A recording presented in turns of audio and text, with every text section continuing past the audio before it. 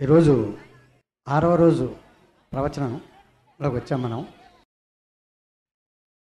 నారాయణం నమస్కృత్య నరం చైవ నరోత్తమం దేవీం సరస్వతీం వ్యాసం తతో జయముదీరయేత్. హరి ఓం. పరమేశ్వర స్వరూపమైన సభకి నమస్కారం. ప్రవచనానుకూల్యం కోసమని భాగవతాంతర్గతమైనటువంటి స్కంధములలో ప్రతిపాదింపబడినటువంటి విశేషాలని కొద్దిగా అటు ఇటు, అంటే ఇవాళ జరగవలసింది రేపు, రేపు జరగవలసింది ఇవాళ, అలా కొద్దిగా ఆనుకూల్యత కోసమని మారుస్తున్నాను. అందులో అంటే అలా ఎందుకు చేశారు అని మీకు అనుమానం రావచ్చు. ఒక విషయం చెప్తాను. శాస్త్రంలో అంటారు, ఒక ద్వాదశి తిథి నాడు ధ్రువోపాఖ్యానాన్ని ఎవరైనా విన్నట్టయితే వాళ్ళకి చెప్పినటువంటి ఫలితం అసలు నేను వర్ణించలేను. అలా ఎవరైనా జీవితంలో ఒక ద్వాదశి నాడు అసుర సంధ్య వేళలో ధ్రువోపాఖ్యానాన్ని వినాలి అని. అది కూడా భాగవతాంతర్గతంగా ధ్రువోపాఖ్యానం వినడం అంటే మాటలు కాదు. అది ఎన్నో జన్మల సుకృతం ఉంటే కానీ దొరికేటటువంటి ఫలితం కాదు అది. అందుకని మనకి ద్వాదశి చాలా దగ్గరలో ఉంది. భీష్మేకాదశి దాటితే ద్వాదశి వస్తుంది.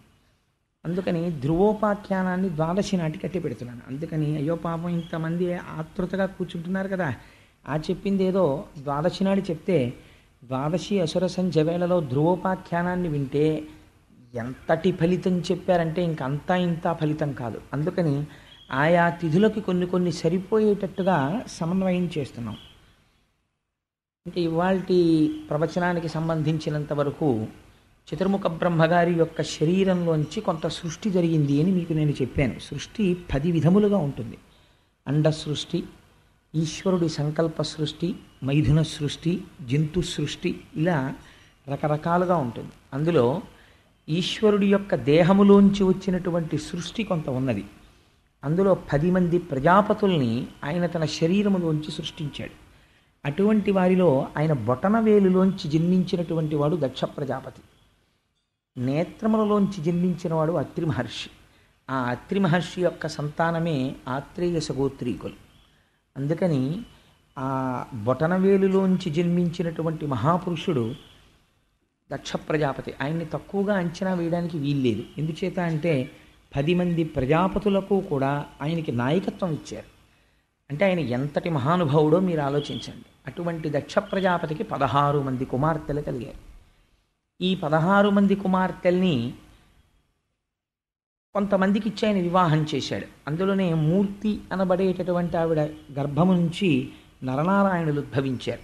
వాళ్ళే బదరీలో తపస్సు చేశారు. అందుకే బదరీకి అంత శక్తి ఎక్కడిది అంటే ఉద్ధవుడు ఉండడం, నరనారాయణావతారం అక్కడ తపస్సు చేయడం, ప్రహ్లాదుడు అక్కడికి వెళ్ళడం, ఇలాంటి వాటి చేత బదరీ క్షేత్రానికి అంత గొప్పతనం వచ్చింది. ఇంకా మాట్లాడితే బాదరాయణుడు అని రేగిపళ్ళు ఎక్కువగా ఉండేటటువంటి వనం ఎక్కడుంటుందో అక్కడ కూర్చుని వ్యాసుడు తపస్సు చేశాడు, భాగవతాన్ని రచన చేశాడు. అందుకని ఆయనకి బాదరాయణుడు అని పేరు. బదరికావనంలో తిరిగాడు కాబట్టి. సో ఆ బదరీ క్షేత్రానికి అంత గొప్పతనం. అందుకని అటువంటి బ్రహ్మము యొక్క బొటనవేలి నుంచి ఆవిర్భవించినటువంటి దక్ష ప్రజాపతికి కలిగినటువంటి 16 మంది ఆడపిల్లల్ని అనేక మందికి ఇచ్చి వివాహం చేశారు. అనేక మందిని అంటే 16 మందికి ఇచ్చి, 16 మంది కూడా కాదు, ఎందుకంటే కొంతమందిని ఎక్కువ మందిని ఇచ్చి వివాహం చేశాడు. అలా రుద్రుడికి, శంకరుడికి ఇచ్చి తన కుమార్తె అయినటువంటి సతీదేవినిచ్చి వివాహం చేశారు. 15 మందికి సంతానం కలిగారు. కానీ శంకరుడికి సతీదేవికి సంతానం కలగలేదు. అంటే మీరు ఈ విషయం చెప్పడంలో ఒక రహస్యం ఉంటుంది. మిగిలిన వారందరూ ప్రవృత్తి మార్గమునందు నడచినవారు, అంటే అందరిలాగే సంసారం చేసి కొంతమంది బిడ్డల్ని కన్నవారు. అంటే అది తక్కువ అని నేను ప్రతిపాదన చేయడం లేదు. ప్రవృత్తి మార్గంలో వెళ్ళిన గృహస్థాశ్రమంలో ఉన్నవాడు పితృ రుణాన్ని తీర్చుకోవడం కోసమని సంతానం కనడమునందు దోషం ఏం పట్టవలసిన అవసరం ఏం లేదు. అలా అయితే ఆ మూర్తి అనబడేటటువంటి ఆవిడ వలన నరనారాయణ అవతారము వచ్చేటటువంటి అవకాశమే లేదు కదా. అందుచేత కానీ శివుడికి సతీదేవికి కలిసి సంతానం కలగలేదు. కారణం ఏమిటంటే శంకరుడు సాక్షాత్తుగా బ్రహ్మము. అటువంటి బ్రహ్మమైనటువంటి వాడికి మళ్ళీ పిల్లలు హడావిడి ఎక్కడుంటుంది? అలా జన్మించవలసినటువంటి అవసరం ఉంటే 2 సందర్భాల్లో జన్మించారంతే. అందుకే అసలు శివ కుటుంబమే చాలా గమ్మత్తుగా ఉంటుంది. పార్వతీదేవి నలుగులోంచి వచ్చినటువంటి వాడు గణపతి. పరమశివుని యొక్క తేజస్సులోంచి ఉద్భవించిన వాడు కుమారస్వామి. వాళ్ళిద్దరి యొక్క లౌకికమైన మైథున సంబంధమునకు సంతానం ఉండదు. ఎందుచేత అంటే వాళ్ళు పరబ్రహ్మస్వరూపులు కనుక. అటువంటి తత్వము కలిగినటువంటి శంకరుడు, దక్ష ప్రజాపతి చాలా అనుకూలంగా చాలా సంతోషంగా ఉండేవారు. అలా ఉంటున్నటువంటి సందర్భంలో ఒకానొకప్పుడు ప్రజాపతులందరూ కలిసి సత్రయాగం చేశారు. అది చాలా గొప్ప దీర్ఘ సత్రయాగం. మీకు సత్రయాగం అంటే ఏమిటో మొట్టమొదటి రోజున చెప్పాను. ఎవరైతే ఋత్విక్కులుగా ఉంటారో వాళ్ళే యజమానులుగా కూడా ఉండేటటువంటి ఆ యాగమునకు సత్రయాగం అని పేరు. అటువంటి సత్రయాగం చేస్తున్నారు ప్రజాపతులు. చేస్తుంటే అక్కడికి చతుర్ముఖ బ్రహ్మగారు కూడా వెళ్ళారు. బ్రహ్మగారు కనపడితే అందరూ కూడా నమస్కారం చేస్తారు. ఎందుచేత అంటే ఆయన సృష్టికర్త, పెద్దవాడు ఇంటికి. ఇప్పుడు ఇంటికి పెద్ద ఆయన ఉన్నాడనుకోండి, ఒక శుభలేఖ ఆయన పేరు మీద వేస్తారు. అంటే నిజంగా ఆయన ఏం డబ్బంతా పెట్టేశాడనో, లేకపోతే ఆయన వెళ్ళిపోయి పిలుపులన్నీ పిలిచేశాడనో కాదు, అది మర్యాద. ఇంటి పెద్ద పేరు మీద శుభలేఖ వేస్తారు. అలా చతుర్ముఖ బ్రహ్మగారు సృష్టికర్త, అందుచేత ఆయన పేరు చెప్తే గౌరవిస్తారు, ఆయన కనపడితే గౌరవిస్తారు. తప్పించి బ్రహ్మగారు అవమానపడ్డం అన్నది ఉండదు. అసలు మనకి శాస్త్రంలో ఏదైనా ఆపద వస్తే అందరూ ముందు బ్రహ్మగారి దగ్గరికి ఎడుతుంటారు. అంటే ఇంటి పెద్దని ఎలా ఆదరించాలో, ఇంటి పెద్దని ఎలా గౌరవించాలో మన పురాణం చెప్తుంది. నువ్వు కూడా లౌకికంగా తెలుసుకోవలసింది ఏమిటి అంటే, అనుభవజ్ఞుడైనటువంటి నీ తండ్రిని లేదా నీ తాతని గౌరవించి వారి దగ్గర తెలుసుకోవాలి విషయాలు. అందుచేత చతుర్ముఖ బ్రహ్మగారు వెళ్ళి అక్కడ కూర్చుంటే అందరూ లేచి నిలబడ్డారు, చాలా సంతోషించారు, కూర్చున్నారు. ఆ సభలో పరమశివుడు కూడా ఉన్నాడు. పరమశివుడు కూడా ఉన్నటువంటి సందర్భంలో అది చాలా బ్రహ్మాండమైన సభ, సామాన్యమైన సభ కాదు. అందులో ప్రజాపతులున్నారు, ఋషులున్నారు, మహర్షులున్నారు, బ్రహ్మర్షులున్నారు, వీళ్ళందరూ కూర్చునున్నారు. ఆ సభ గురించి పోతన గారు ఒక అద్భుతమైనటువంటి పద్యం రాశారు. సరసిజ గర్భ యోగిజన సర్వ స్వపూర్వ మునీంద్ర హవ్యభు పరమ ప్రజాపతులందరూ భక్తిమయించనుదించియుండగా అత్తరణి సమాన తేజుడగు దక్షుడు వచ్చిన తత్సభాసదుల్ తరమిడి లేచిరప్పుడు పితామహ భర్గులు తప్ప అందరున్ అన్నారు. ఇందులో దక్షయజ్ఞ ధ్వంసం అనేటటువంటిది చాలా గమ్మత్తైనటువంటి ఆఖ్యానం. ఎందుకంటే మనకి ఘోరమైనటువంటి పాపాల జాబితాలో కొన్ని చెప్తారు. అందులో చాలా ఘోరాతి ఘోరమైనటువంటి పాపాలు శిశుహత్య, బ్రహ్మహత్య, భ్రూణహత్య, సురాపానం, ఆ తర్వాత గురుతల్పగతుడు కావడం. అంటే గురువుగారు పడుకునేటటువంటి మంచం మీద వారి భార్య గారు ఉండగా పడుకున్నాడు, నోటితో ఉచ్చరించడానికి కూడా అసహ్యకరమైన విషయాలు. అలాంటివి బ్రహ్మ హేమహారీచ సురాపో గురుతల్పక అని దేవి భాగవతంలో వర్ణిస్తారు. పంచమహాపాతకాలంటే ఏమిటో. సరే, అటువంటి మహాపాతకములు ఉంటాయి కొన్ని. అటువంటి మహాపాతకముల జోలికి, మహాపాపముల జోలికి ఎవరు వెళ్ళరు. అందులో ఒకటి ఏమిటంటే చాలా భయంకరమైన పాపం యజ్ఞధ్వంసం. యజ్ఞాన్ని ధ్వంసం చేయకూడదు. కానీ శంకరుడు ఒక యజ్ఞాన్ని ధ్వంసం చేశాడు. అదే దక్షయజ్ఞ ధ్వంసము అంటారు. దక్షయజ్ఞ ధ్వంసం చేస్తే దానికి బ్రహ్మరథం పట్టారు వ్యాసుల వారు, దానికి బ్రహ్మరథం పట్టారు పోతన గారు. అదేమిటండి యజ్ఞధ్వంసం? అసలు గొప్ప కథ ఎందుకు అవుతుంది? దాన్ని భాగవతంలో రాయడం ఏమిటి? దాన్ని మనం వినడం ఏమిటి? అది చెప్పుకోవడం ఏమిటి? దానివల్ల పుణ్యం వస్తుందా, పాపం వస్తుందా? అంటే ఇది నువ్వు వింటే ఎంత గొప్ప ఫలితం వస్తుందో ఆఖరణ చెప్తారు. యజ్ఞధ్వంసం అనేటటువంటిది వచ్చి ఒక పెద్ద అధ్యాయం కింద, ఒక పెద్ద కథ కింద, ఒక వినవలసిన విషయం కింద మారిపోయింది. అది ఎలా జరిగిందో చూడండి. సరసిజ గర్భ అంటే బ్రహ్మగారు సభలో కూర్చునున్నారు. కూర్చునుండగా ఆ సభలో కూర్చున్నటువంటి వాళ్ళెవ్వరూ కూడా సామాన్యులైనటువంటి వాళ్ళు కారు. హవ్యభు పరమ ఋషీంద్ర ప్రజాపతులందరూ భక్తిమియించనుదించి ఉండగా, అందులో ఋషులు కూర్చున్నారు, ప్రజాపతులు కూర్చున్నారు, అందరూ కూర్చునున్నారు. అందరూ కూర్చునుండగా అత్తరణి సమాన తేజుడగు దక్షుడు వచ్చిన. అప్పుడు ఆలస్యంగా సభలోకి దక్ష ప్రజాపతి వచ్చారు. దక్ష ప్రజాపతి వస్తుంటే ఎలా ఉన్నాడో పోతన గారు చెప్పారు. అత్తరణి సమాన తేజుడగు, సూర్యుడు భూమండలం మీదకి దిగిపోయి దొర్లి వస్తే, నడిచి వస్తే ఎలా ఉంటుందో అలా ఉన్నాడు. అంతటి తేజోమూర్తి. ఆయన కత్తి చేత కూడా నరకబడడం, అంతటి మంత్రభూయిష్టం శరీరం అయింది. అటువంటి అత్తరణి సమాన తేజుడగు దక్షుడు వచ్చిన తత్సభాసదుల్ తరమిడి లేచిరప్పుడు గభాలను లేచిపోయారంతే. అయ్యో ఎవరో వచ్చారు, ఎవరండి ఆయన అని ఎవరు అడగలేదు. అందరూ దక్షుణ్ణి చూడగానే, అంటే ఆ తేజస్సు అటువంటిది. ఇదేదో మనం గౌరవించవలసినటువంటి వ్యక్తి, సామాన్యుడు కాడు. కాబట్టి వెంటనే లేచిపోదామని సభాసదులు తరమిడి లేచిరప్పుడు అందరూ లేచి నిలబడ్డారు. ఇద్దరు మాత్రం లేవలేదన్నారు. ఎవరా లేవని వాళ్ళు? పితామహ, అంటే పితామహుడు అంటే బ్రహ్మగారు లేవలేదు. భర్గులు తక్క ఎందరున్, శంకరుడికి ఒక చిత్రమైన నామం వేసేశారు పోతన గారు. శివుడు అనలేదు, శంకరుడు అనలేదు, రుద్రుడు అనలేదు, భర్గుడు అన్నారు. అసలు దక్షయజ్ఞ ధ్వంసం అంతా ఈ నామంలో ఉంది రహస్యం. భర్గుడు అంటే ఎవరు? శివుడి యొక్క అష్టమూర్తి తత్వంలో ఆయనకి భర్గ అని ఒక నామం. భర్గ అంటే తేజస్వరూపమైనటువంటి వాడు. అంటే మనం భా అంటుంటాం, భాష. ఆత్మ తేజస్వరూపం. ఆ ఆత్మ వస్తువు ఏదైతే ఉందో ఆ ఆత్మస్వరూపి అయి పరబ్రహ్మస్వరూపుడైనటువంటి వాడు. ఆ భర్గనామాన్ని ఉచ్చరించినంత మాత్రం చేత ఏమవుతుందో తెలుసా అండి? మనలో ఉండేటటువంటి అజ్ఞానం అనేటటువంటి చీకటి తొలగిపోతుంది. అంత గొప్ప నామం ఆ భర్గనామం. అందుచేత అజ్ఞానమును పోగొట్టేటటువంటి స్వరూపం ఉన్నవాడు. అజ్ఞానమును పోగొట్టేటటువంటి వాడికి అజ్ఞానం ఎందుకుంటుంది? కాబట్టి ఆయనకి రాగద్వేషాలు ఉండవు. మా మామగారు, ఈయన బ్రహ్మగారు, ఈయన ఇంకోడు, ఇవేం ఉండవు ఆయనకి. ఆయన అంతటా బ్రహ్మమును చూసి తనలో తాను రమించిపోతూ ఉంటాడు. అందుకే ఎప్పుడు శంకరుడు పద్మాసనం వేసి కూర్చుని అర్ధనిమీలిత నేత్రుడై అలా తనలో తాను పరవశించిపోతూ, మన కోటకొమ్మన్ సెంటర్ దగ్గర ఉంటుందో బొమ్మ, ఇలా 2 చెంబులు పట్టుకుని 2 పాత్రలు తన పైన ఉన్నటువంటి చంద్రరేఖ నుంచి కరిగి కింద పడినటువంటి అమృతరసాన్ని పట్టుకుని ఒక చెంబుతో తీసి మళ్ళీ ఇలా పోసుకుంటూ ఉంటాడు. మళ్ళీ ఆ చెంబు ఇలా కింద పెడతాడు, ఈ చెంబుతో పోసుకుంటూ ఉంటాడు.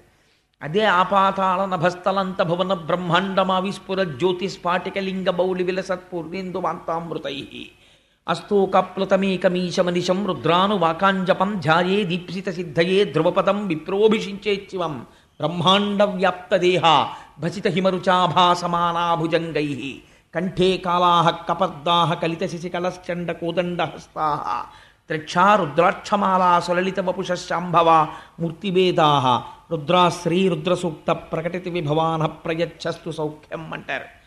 ఆయన మీద చంద్రరేఖ ఉంటుంది ఎప్పుడు. ఈ బ్రహ్మాండమంతటా నిండిపోయి ఉంటాడు. నిండిపోయి ఉన్నవాడి మీద చంద్రరేఖ ఉంటుంది. ఆ చంద్రరేఖలో వచ్చి అమృతం పడుతూ ఉంటుంది. ఆ పడినటువంటి అమృత ధారల చేత తడిసిపోయి ఉంటాడు. ఆయన ఎంత చల్లగా ఉంటే మనందరం అంత చల్లగా ఉంటాం. అందుకే శివలింగానికి ధారాపాత్ర కట్టి ఓ దర్భ పెట్టి తడిసిపోయేటట్టు ఉంచుతారు. శివలింగం పొడిగా ఉండకూడదు. అభిషేకం మొదలు పెడితే మాత్రం పువ్వు బోర్లించి చెయ్యాలి. అందుకని అలా ధారాపాత్ర నుంచి నీరెప్పుడు పడుతూనే ఉంటుంది శివలింగం మీదకి. అంత చల్లగా ఉంటాడు ఆయన. ఆయన చల్లగా ఉంటే మనం చల్లగా ఉంటాం. చంటి పిల్లాళ్లాగా పరబ్రహ్మంలో రమించిపోతూ 2 చెంబులు పట్టుకుని 2 కలశలు, ఇందులో అమృతం తీసి ఇలా పోసుకుని మళ్ళీ చెయ్యిలా పెడుతూ ఉంటాడు.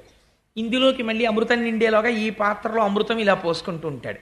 పోసుకుంటూ అమృతము చేత తడిసిపోయినటువంటి దేహముతో ఉంటాడు ఆయన.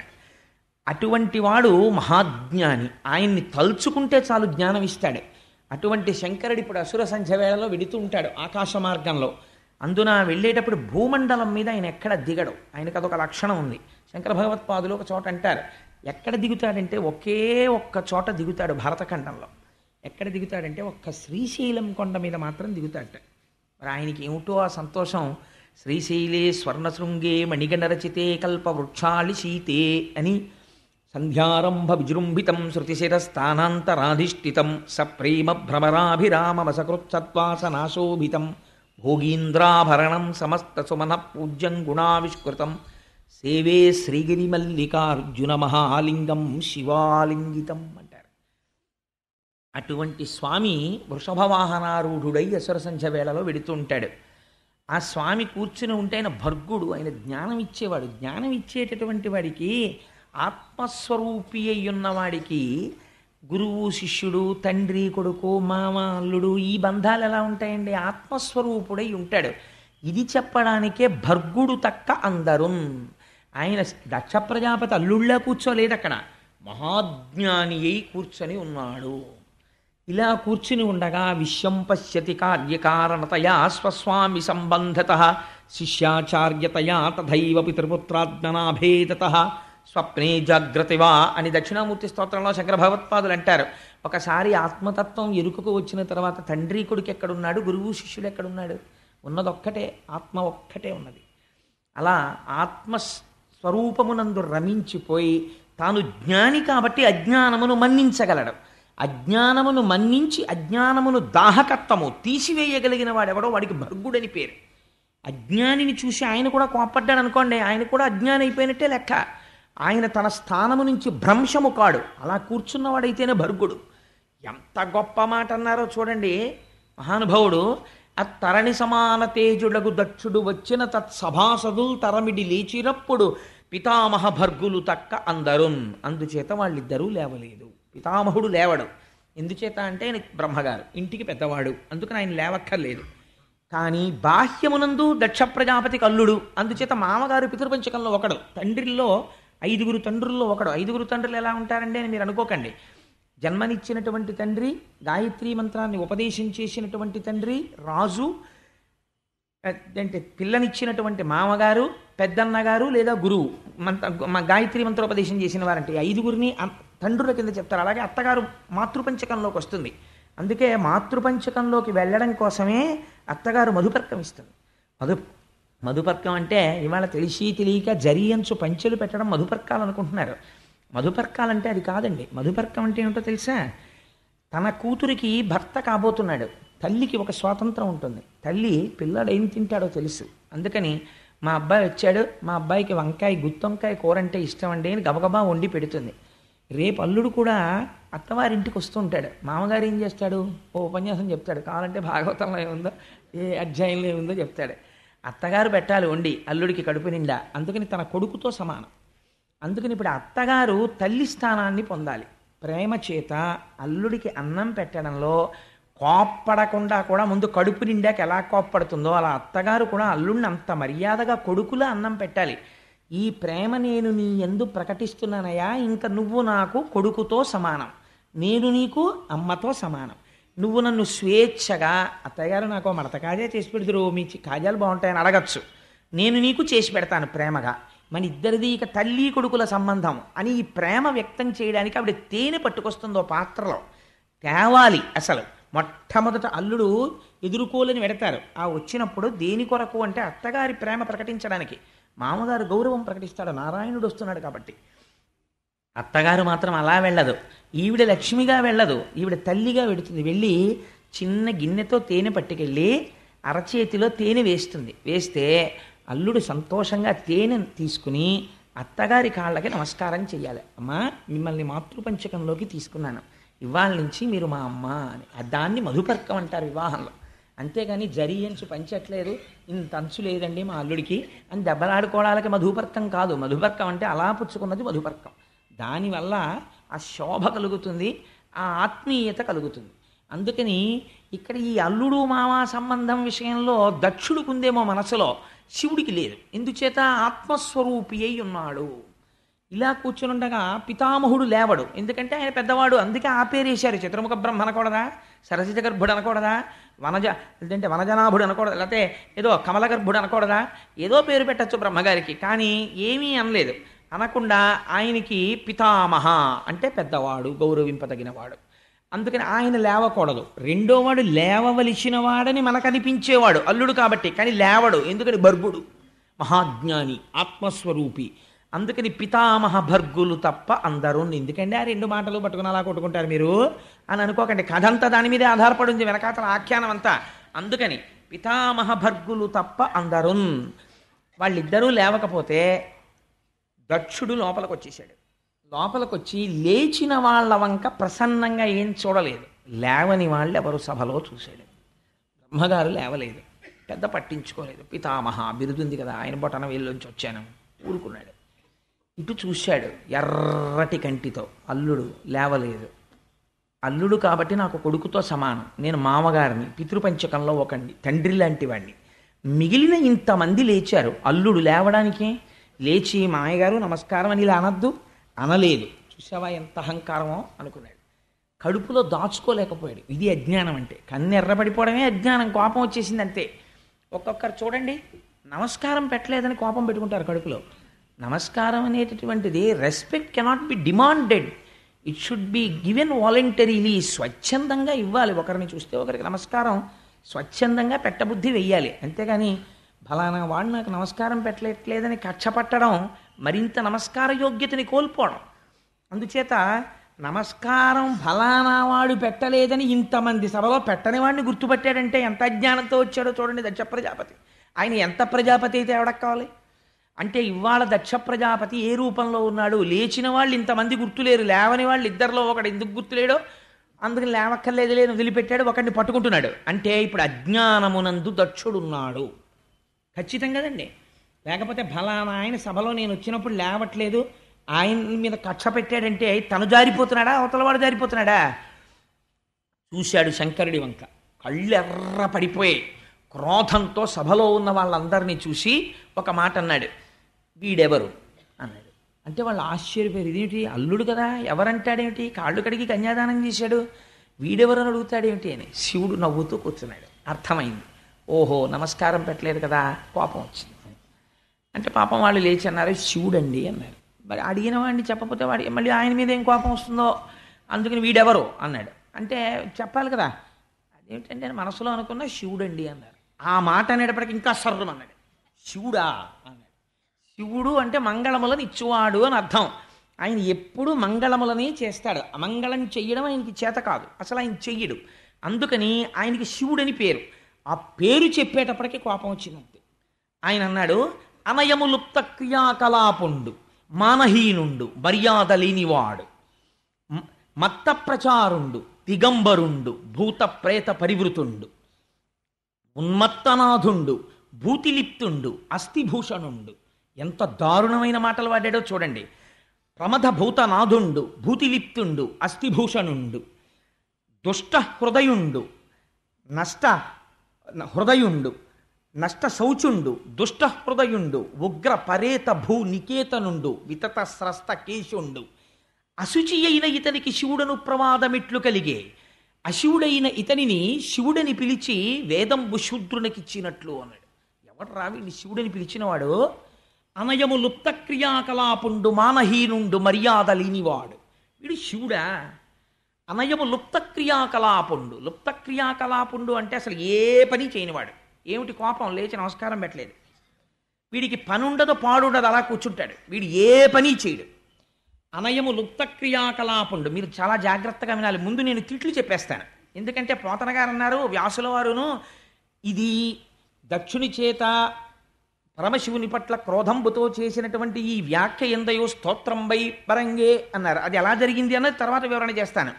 ముందేమన్నాడంటే అనయము లుప్త క్రియాకలాపుండు. కోపం వచ్చేసింది అనుకోండి అల్లుడు గారి మీద, పనా పాడ అలా పురాణాలుగా పోతుంటాడు అంటాడు మామగారు. అందుకని అనయము లుప్త క్రియాకలాపుండు, వీడికేం పని పాడు లేదు.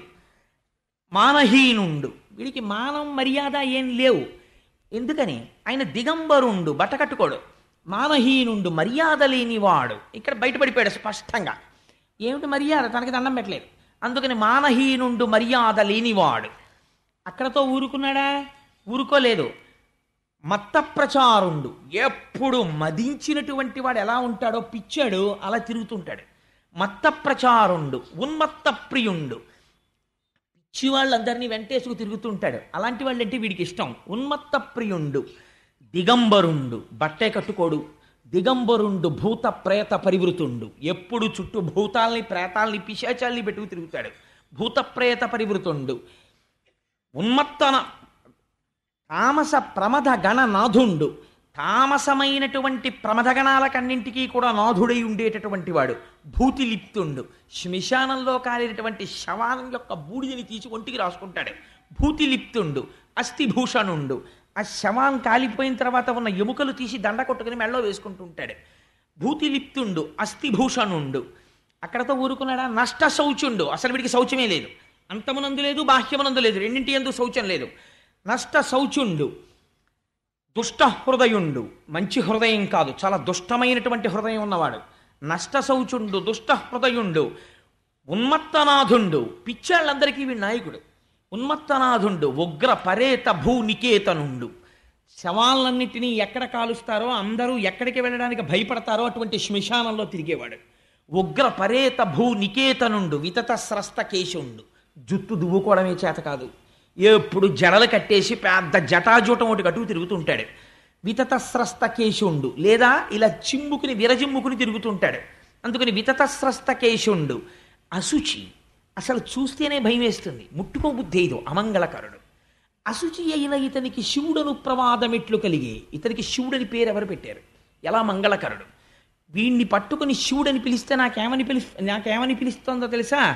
అశివుడైన ఇతనిని శివుడని పిలుచుట వేదంబు శూద్రునకిచ్చినట్లు. యజ్ఞోపవీతం లేనివాడికి, ఉపనయన సంస్కారం జరగని వాడికి, స్వరం తెలియని వాడికి వేదం పట్టుకెళ్ళి ఇచ్చినట్టుంది వీడిని శివుడని పిలవడం. ఎవడు పిలిచాడు వీడిని శివుడని అన్నాడు? ఎంత దారుణంగా మాట్లాడాడో చూడండి. అంత భయంకరమైన శివనింద చేశాడు. ఇదంతా చేస్తున్నప్పుడు శంకరుడు ఏం చేస్తున్నాడు అంటే చాలా సంతోషంగా నవ్వుతూ కూర్చున్నట్టే కుర్చీలో. ఈయన మాత్రం చాలా తిట్టేశాడు. తిట్టేసిన తర్వాత కోపం ఆగుతుందండి. అయితే నేను ఇక్కడ ఒక్క మాట చెప్పాలి. సాధారణంగా ఏమిటంటే కోపంలో ఉండేటటువంటి లక్షణం ఒకలా ఉంటుంది. మనం ఎవరి మీదన్నా చాలా కోపంతో ఉన్నాం అనుకోండి, ఆ ఎదురుగుండా కూర్చున్నాడు అనుకోండి, పిల్లాడి మీదే కోపంగా ఉంది, పిల్లాడిని వీడు స్కూల్కి వెళ్ళాడు, చదవాడు, హోంవర్కులు చేయట్లేదు అని తండ్రి తిట్టేస్తుంటే వాడు తలంచుకుని ఇలా రాస్తున్నాడు అనుకోండి, మంట వచ్చేస్తుంది తండ్రికి. చూడు ఎన్నన్నా మాట్లాడడం ఒక్క తలుగు అంటాడు కోపం వచ్చేసి. అదే తిరిగి ఏదో మాట్లాడాడు అనుకోండి, ఆ కోపం కొంత డిఫ్యూజ్ అవుతుంది. అయ్యో తప్పు అయిపోయిందండి నాన్నగారండి, ఇంక నుంచి చదువుకుంటానండి ఏదో అంటే వెంటనే కొంచెం తగ్గుతాడు. అలా మాట్లాడకపోతే అది ఉధృతం అయిపోతుంది ఆ కోపం. చూడు ముచ్చులో ఎలా కూర్చున్నాడో అంటారు. ఆయన పాపం నవ్వుతూ కూర్చున్నాడు, భర్గుడు కాబట్టి ఈయనకి ముచ్చులో కనపడుతున్నాడు ఆయన మాట్లాడని. ఈయన చేసినటువంటి స్తోత్రం ఎలా అయింది? ఇదొక విచిత్రమైన విషయం. అనయము లుప్త క్రియాకలాపుండు. దీన్నే పార్వతీదేవితో తర్వాత చెప్తాడు శంకరుడు. లుప్త క్రియాకలాపుండు అంటే మనకి రెండు మార్గములు ఉంటాయి. ఒకదాన్ని ప్రవృత్తి మార్గం అంటారు, ఒకదాన్ని నివృత్తి మార్గం అంటారు.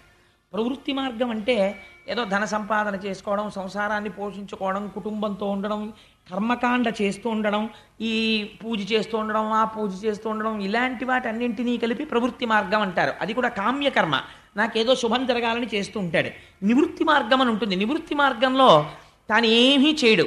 బ్రహ్మమును తెలుసుకొని జ్ఞాన మార్గంలో తాను బ్రహ్మమును తెలుసుకొని బ్రహ్మయై బ్రహ్మవిత్ బ్రహ్మైవ భవతి. బ్రహ్మమును తెలుసుకున్నవాడు బ్రహ్మమే అవుతాడు. రేపు వస్తారు కదా తత్వవిధానంద సరస్వతి, ఎటువంటి మహానుభావులు ఈశ్వరుణ్ణి సర్వకాలముల యందు ఇక్కడ లోకమంతటా దర్శనం చేస్తూ ఉంటారు. అలా ఉండగలిగినటువంటి మహాపురుషులు ఎవరుంటారో వారిని నివృత్తి మార్గమునందున్నవారు అంటారు. వారు శరీరంతో ఉన్నన్నాళ్ళు నివృత్తి మార్గంలో ఉంటారు తప్ప ప్రవృత్తి మార్గంలోకి వాళ్ళు వెళ్ళరు. వాళ్ళ జీవితం చాలా గమ్మత్తుగా ఉంటుంది.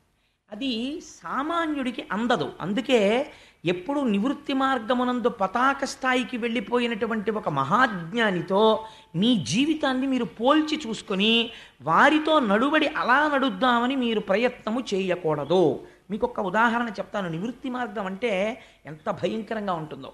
ఆ స్థాయికి వెళ్ళిన వాడికి అది చాలా హాయిగా ఉంటుంది. అలా వెళ్ళని వాడికి దాన్ని అనుకరించలేడు. నివృత్తి మార్గంలో వెళ్ళిపోయినటువంటి మహాపురుషుణ్ణి చూసి నేను ఆయనలా ఉన్నాను అనుకుంటే అదొక భ్రమ అయిపోతుంది. అలా ఉండకూడదు. భక్తితో అనుసరించాలి. అనుసరిస్తే ఒకనాడ జ్ఞానం వస్తే నువ్వు ఆ స్థితికి వెడతావు. రమణ మహర్షి అరుణాచలం కొండ మీద ఉన్నారు. ఏదో ఓ పెద్ద మర్రి కోటి కింద పడింది. దక్షిణామూర్తి కూర్చునే మర్రి చెట్టు ఆకే ఇది అని ఆ ఆకు ఎటువైపు నుంచి పడిందో అటువైపుగా నడిచి వెళ్ళారు. పెడితే ఆ మర్రి చెట్టు కనపడింది. ఇక్కడే దక్షిణామూర్తి ఉంటారు, చూద్దాం అనుకున్నారు. ఇంతలో ఆయన కాలు అనుకోకుండా ఒక తేనె పట్టుకి తగిలింది.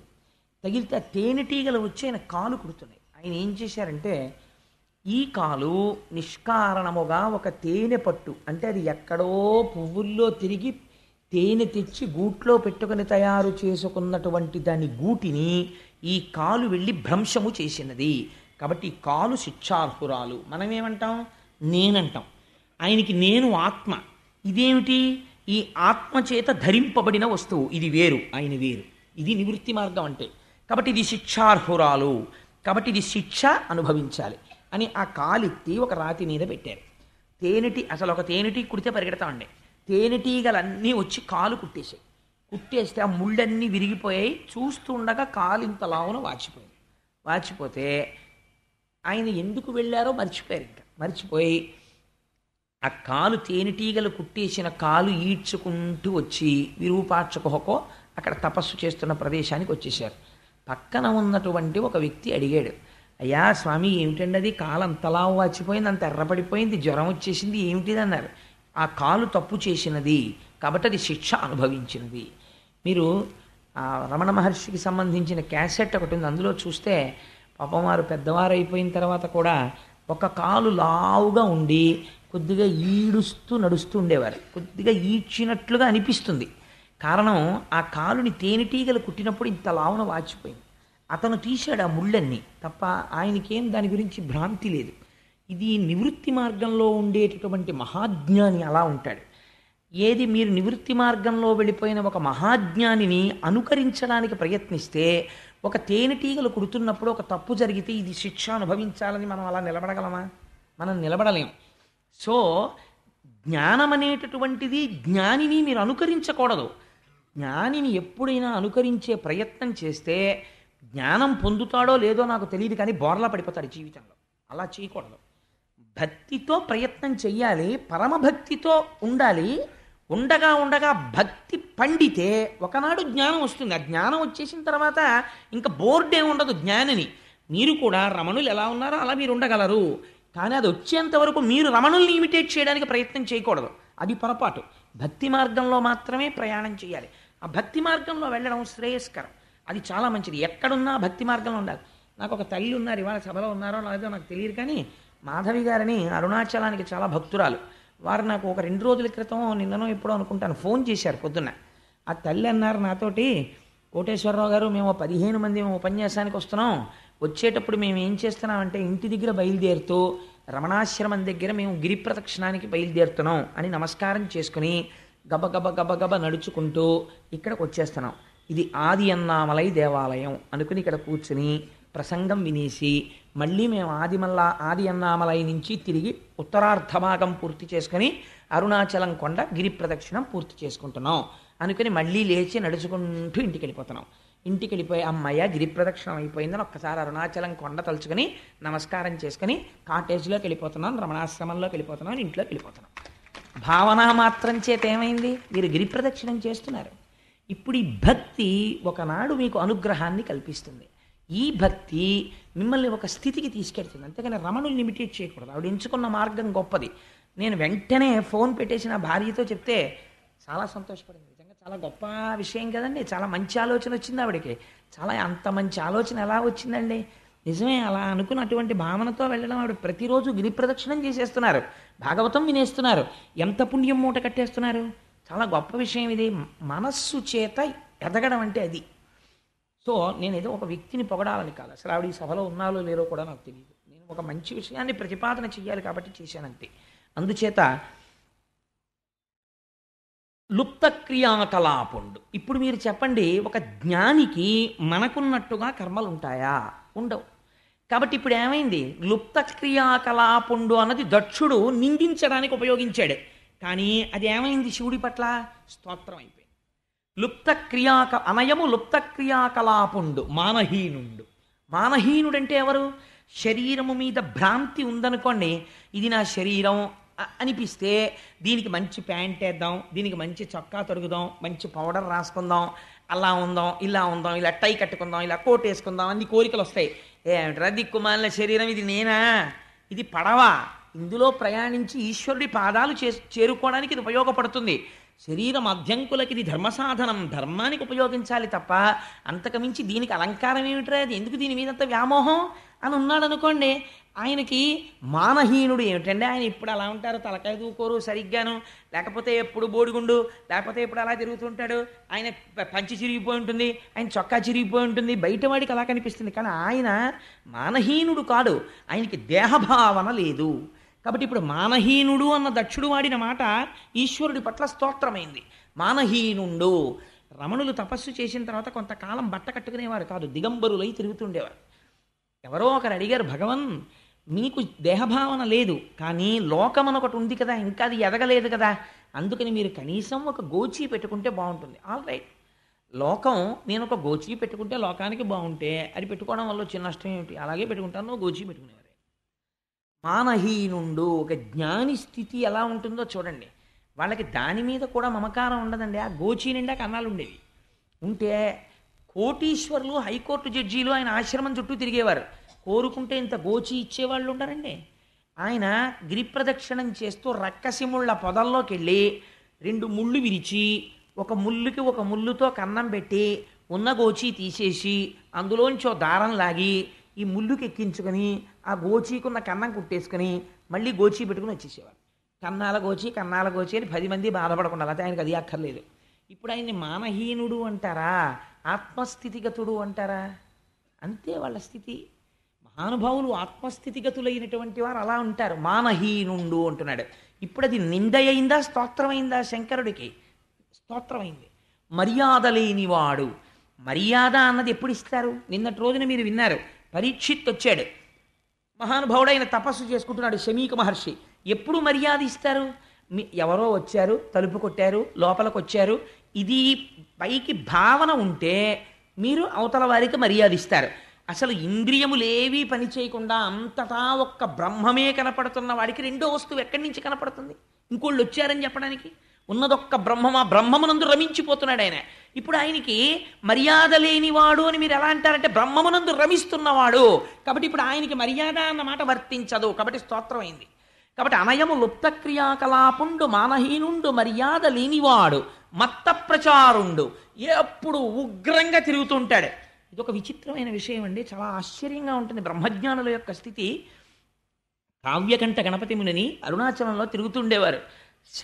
పరమశివుడికి గురించి చెప్పేటప్పుడు అరుణాచలాన్ని అనుసంధానం చేస్తే ఆ నామము విన్నంత మాత్రము చేత పాపములు పటాపంచలవుతాయి. అందుకని అరుణాచలాన్ని ఎక్కువ కలుపుతున్నాను ఇవాళ.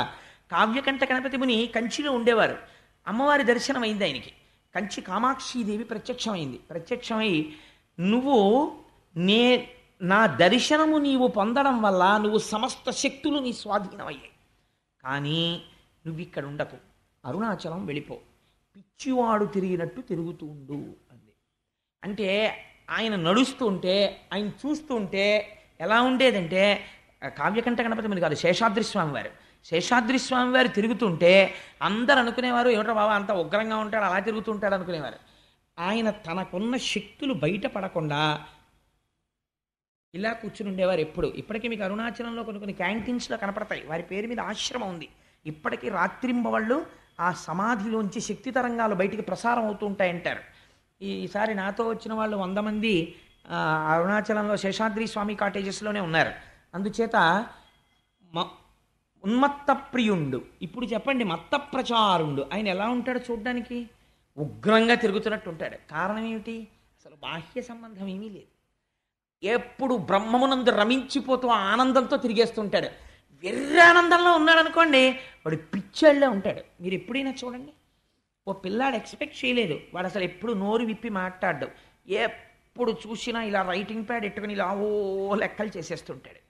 ఆ పిల్లాడికి తండ్రి ఫోన్ చేశాడు, ఒరే హైదరాబాద్ నుంచి ఇప్పుడే తెలిసింది న్యూస్, ఎంసెట్లో నీకు స్టేట్ ఫస్ట్ వచ్చింది అని. ఎప్పుడు నోరెత్తిని మాట్లాడే పిల్లాడి అపార్ట్మెంట్లో ఒక్కసారి ఆహూ ఓహా అని అరిచాడు. బయటికి వచ్చిన నిక్కరేసుకుని పరిగెత్తుకుంటూ వచ్చేసాడు. వాళ్ళ తలుపులు కొట్టేశాడు, వీళ్ళ తలుపులు కొట్టేశాడు, వాచ్మెన్ని కౌగిలించేసుకున్నాడు, ఎదురింటి వాళ్ళ కుక్కని ముద్దెట్టేసుకున్నాడు, అక్కడెక్కడో వెళ్ళిపోతున్న పిల్లని ఎత్తేసుకున్నాడు. ఇటు వీడికి ఏం వెర్రి పెట్టిందా ఇటు బాబు, చదివి పిచ్చి వచ్చేసిందా అనుకుంటారు. ఎందుకు అలా ఉన్నాడు వాడు? ఇవాళ గొప్ప ఆనందాన్ని పొందేశాడు వాడు. యోగరతో వా భోగరతో వా సంగరతో వా సంగవిహీన యస్యద్ బ్రహ్మణి నమతే చిత్తం నందతి నందతి నందచ్చేవ.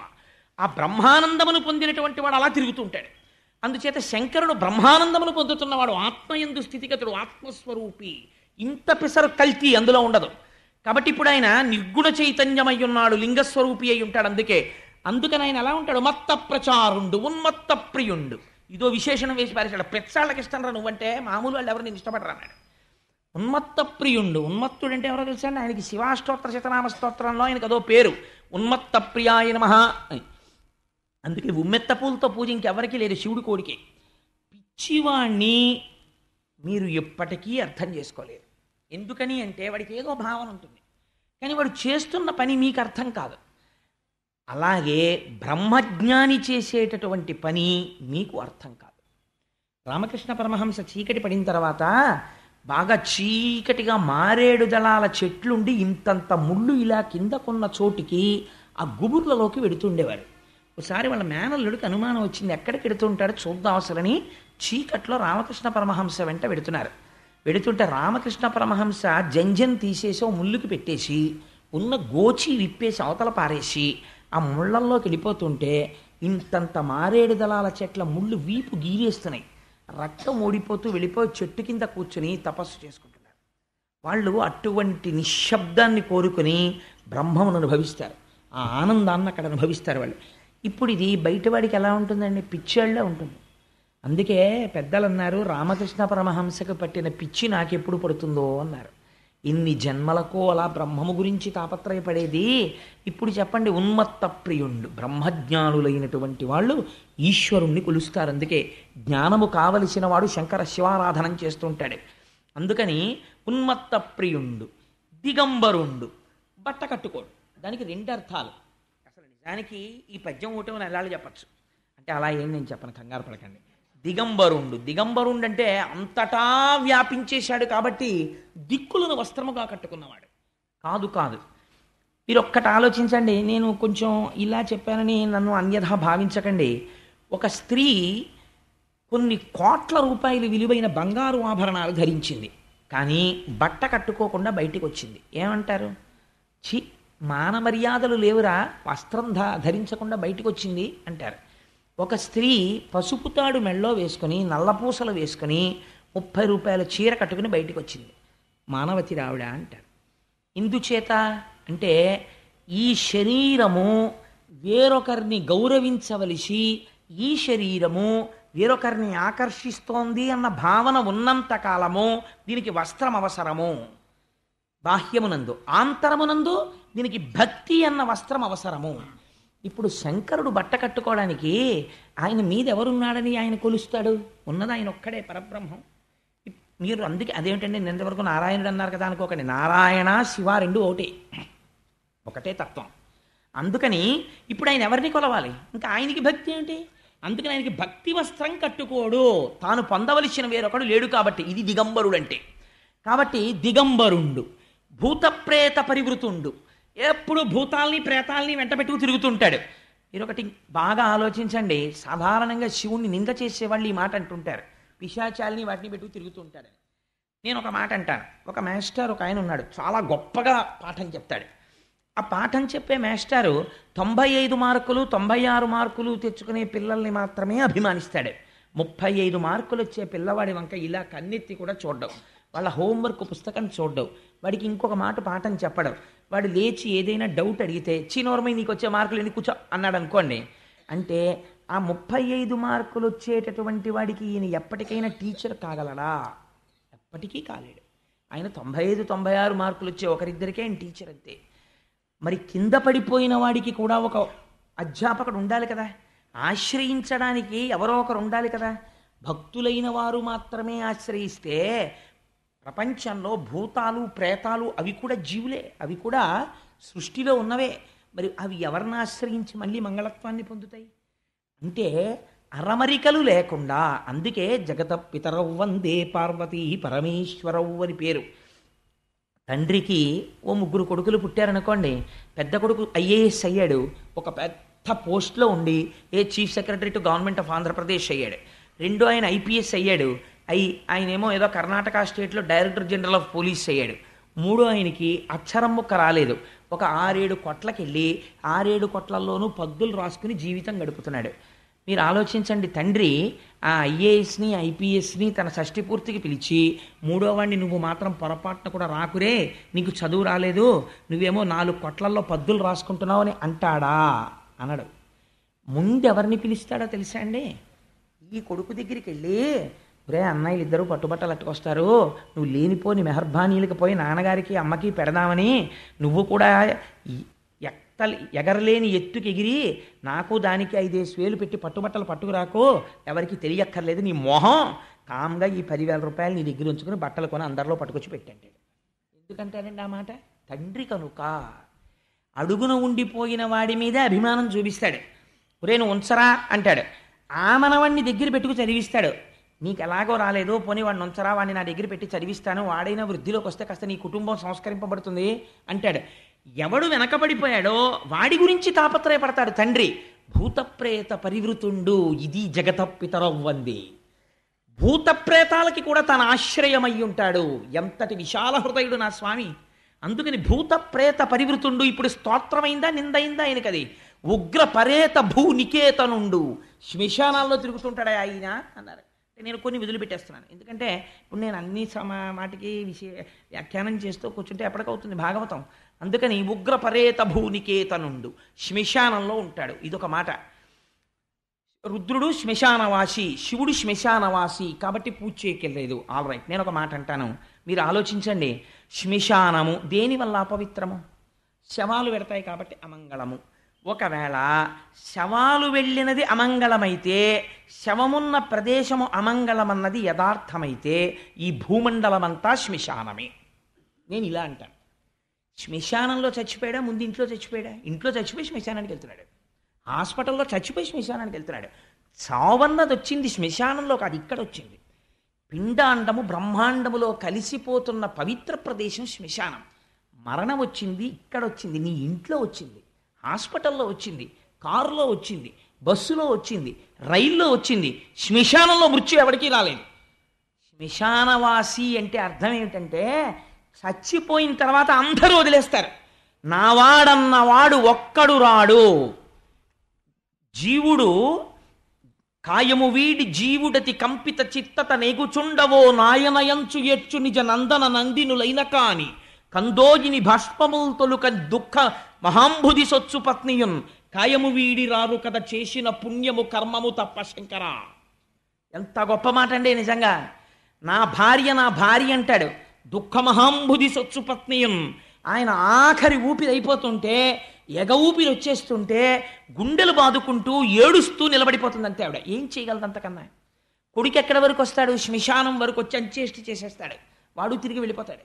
11వ రోజున బట్టలు పెట్టుకొచ్చి బావమరిది పెట్టేస్తాడు.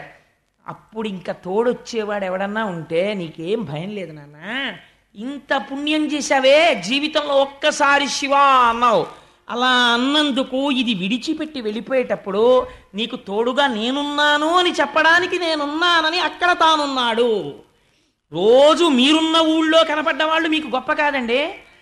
మీరు ఒక రైల్వే స్టేషన్లో భయంకరమైనటువంటి ప్రమాదం జరిగి ఏమీ తెలియని చోట మీరు రైళ్లు దిగిపోయి ఒంటి నిండా దెబ్బలతో పడిపోయి ఉన్నటువంటి స్థితిలో, మీ భార్య లేదు, బిడ్డలు లేరు, సెల్ ఫోన్ ఎక్కడో పడిపోయింది, ఎక్కడ చూసినా ఆర్తనాదాలు, ఏడుపులు తప్ప ఇంకొకటి లేని స్థితిలో, అప్పుడు గబాలన ఏమండి మీరా అని ఎవరో వచ్చి పలకరించి, మీరు నాకు బాగా తెలుసండి, బెంగ పెట్టుకోకండి, నా దగ్గర రొట్టె ఉంది, నాకు దెబ్బలు తగలలేదు అని మీకు దెబ్బలు తుడిచి కట్టుకట్టి మీకు రొట్టె పెట్టిన వాడు మీకు ఎంత ఆత్మబంధువుగా కనపడతాడు.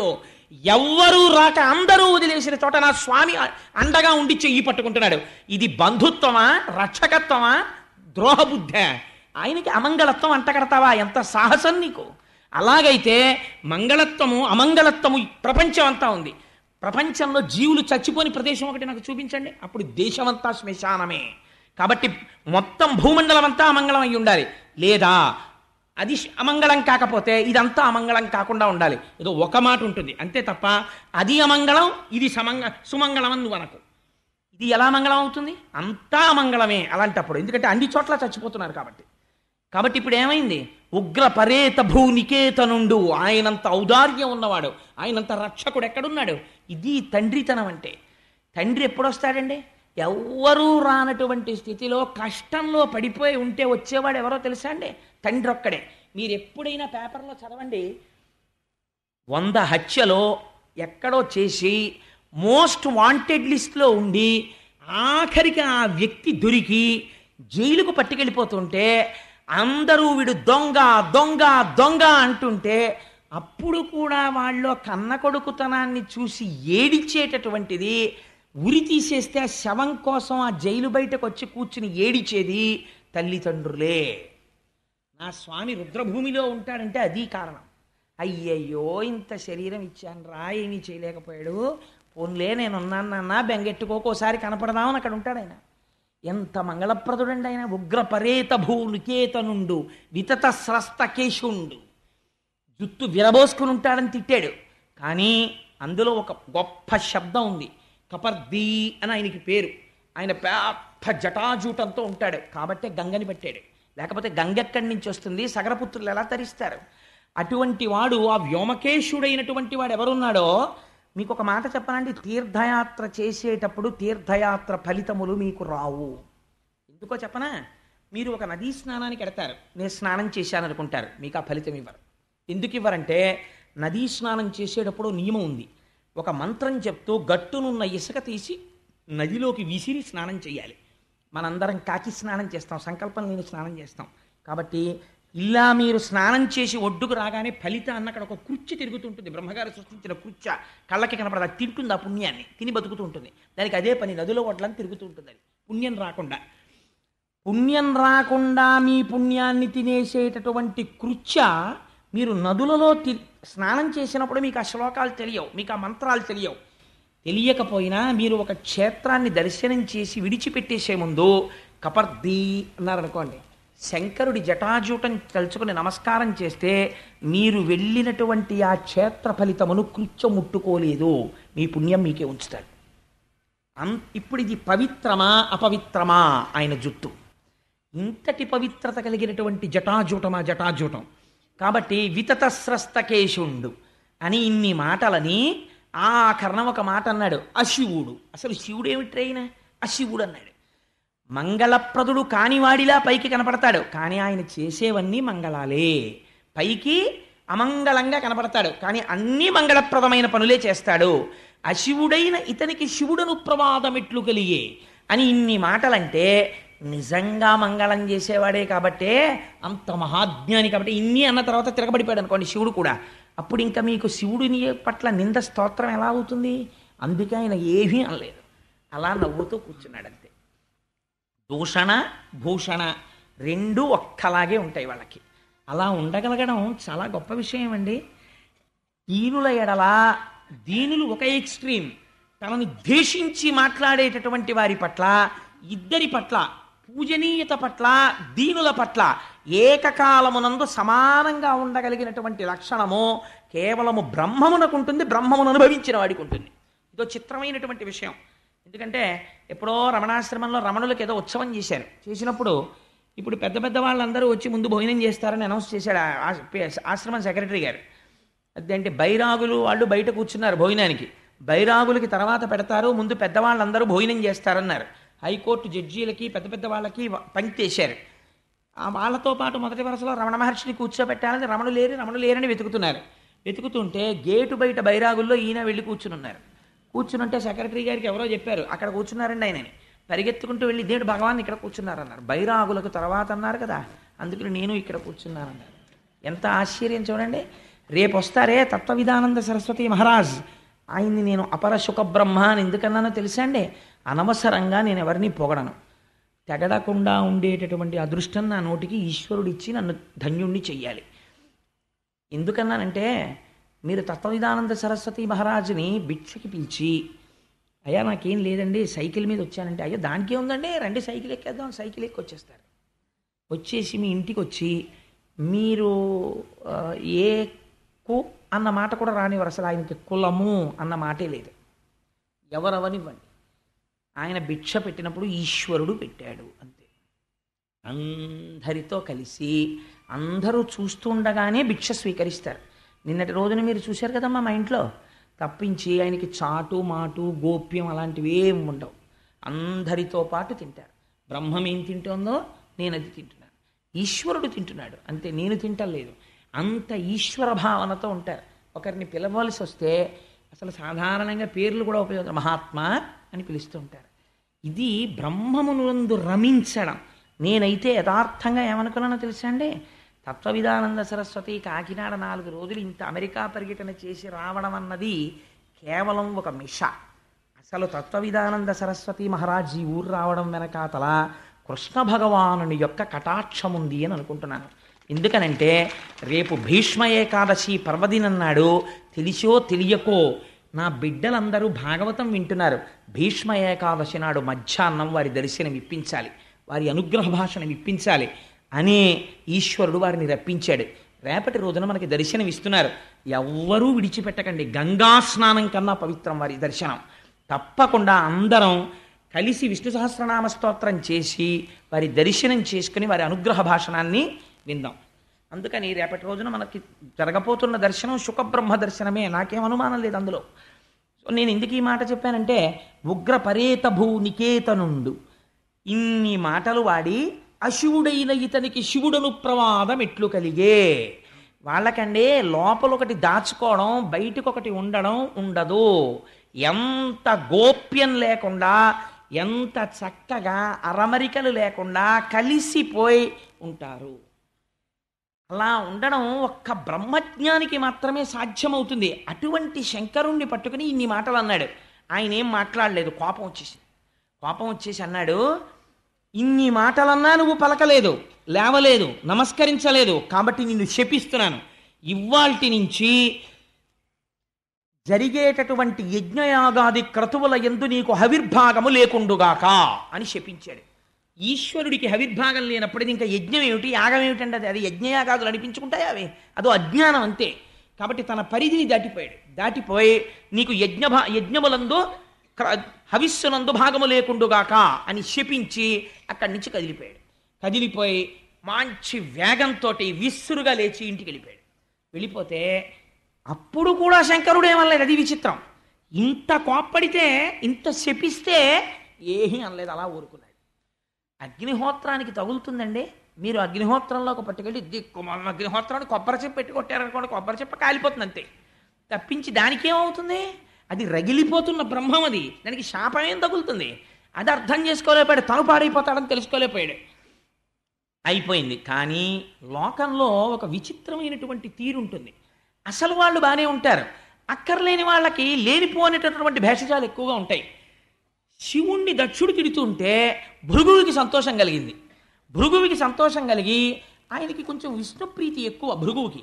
అందుచేత శివుడు విష్ణువు కన్నా భేదం అనుకుని శివుణ్ణి తిడుతుంటే ఇలా సంజ్ఞ చేశాడు దక్షుడికి. ఓ కానీ కానీ కానీ అన్నాడు.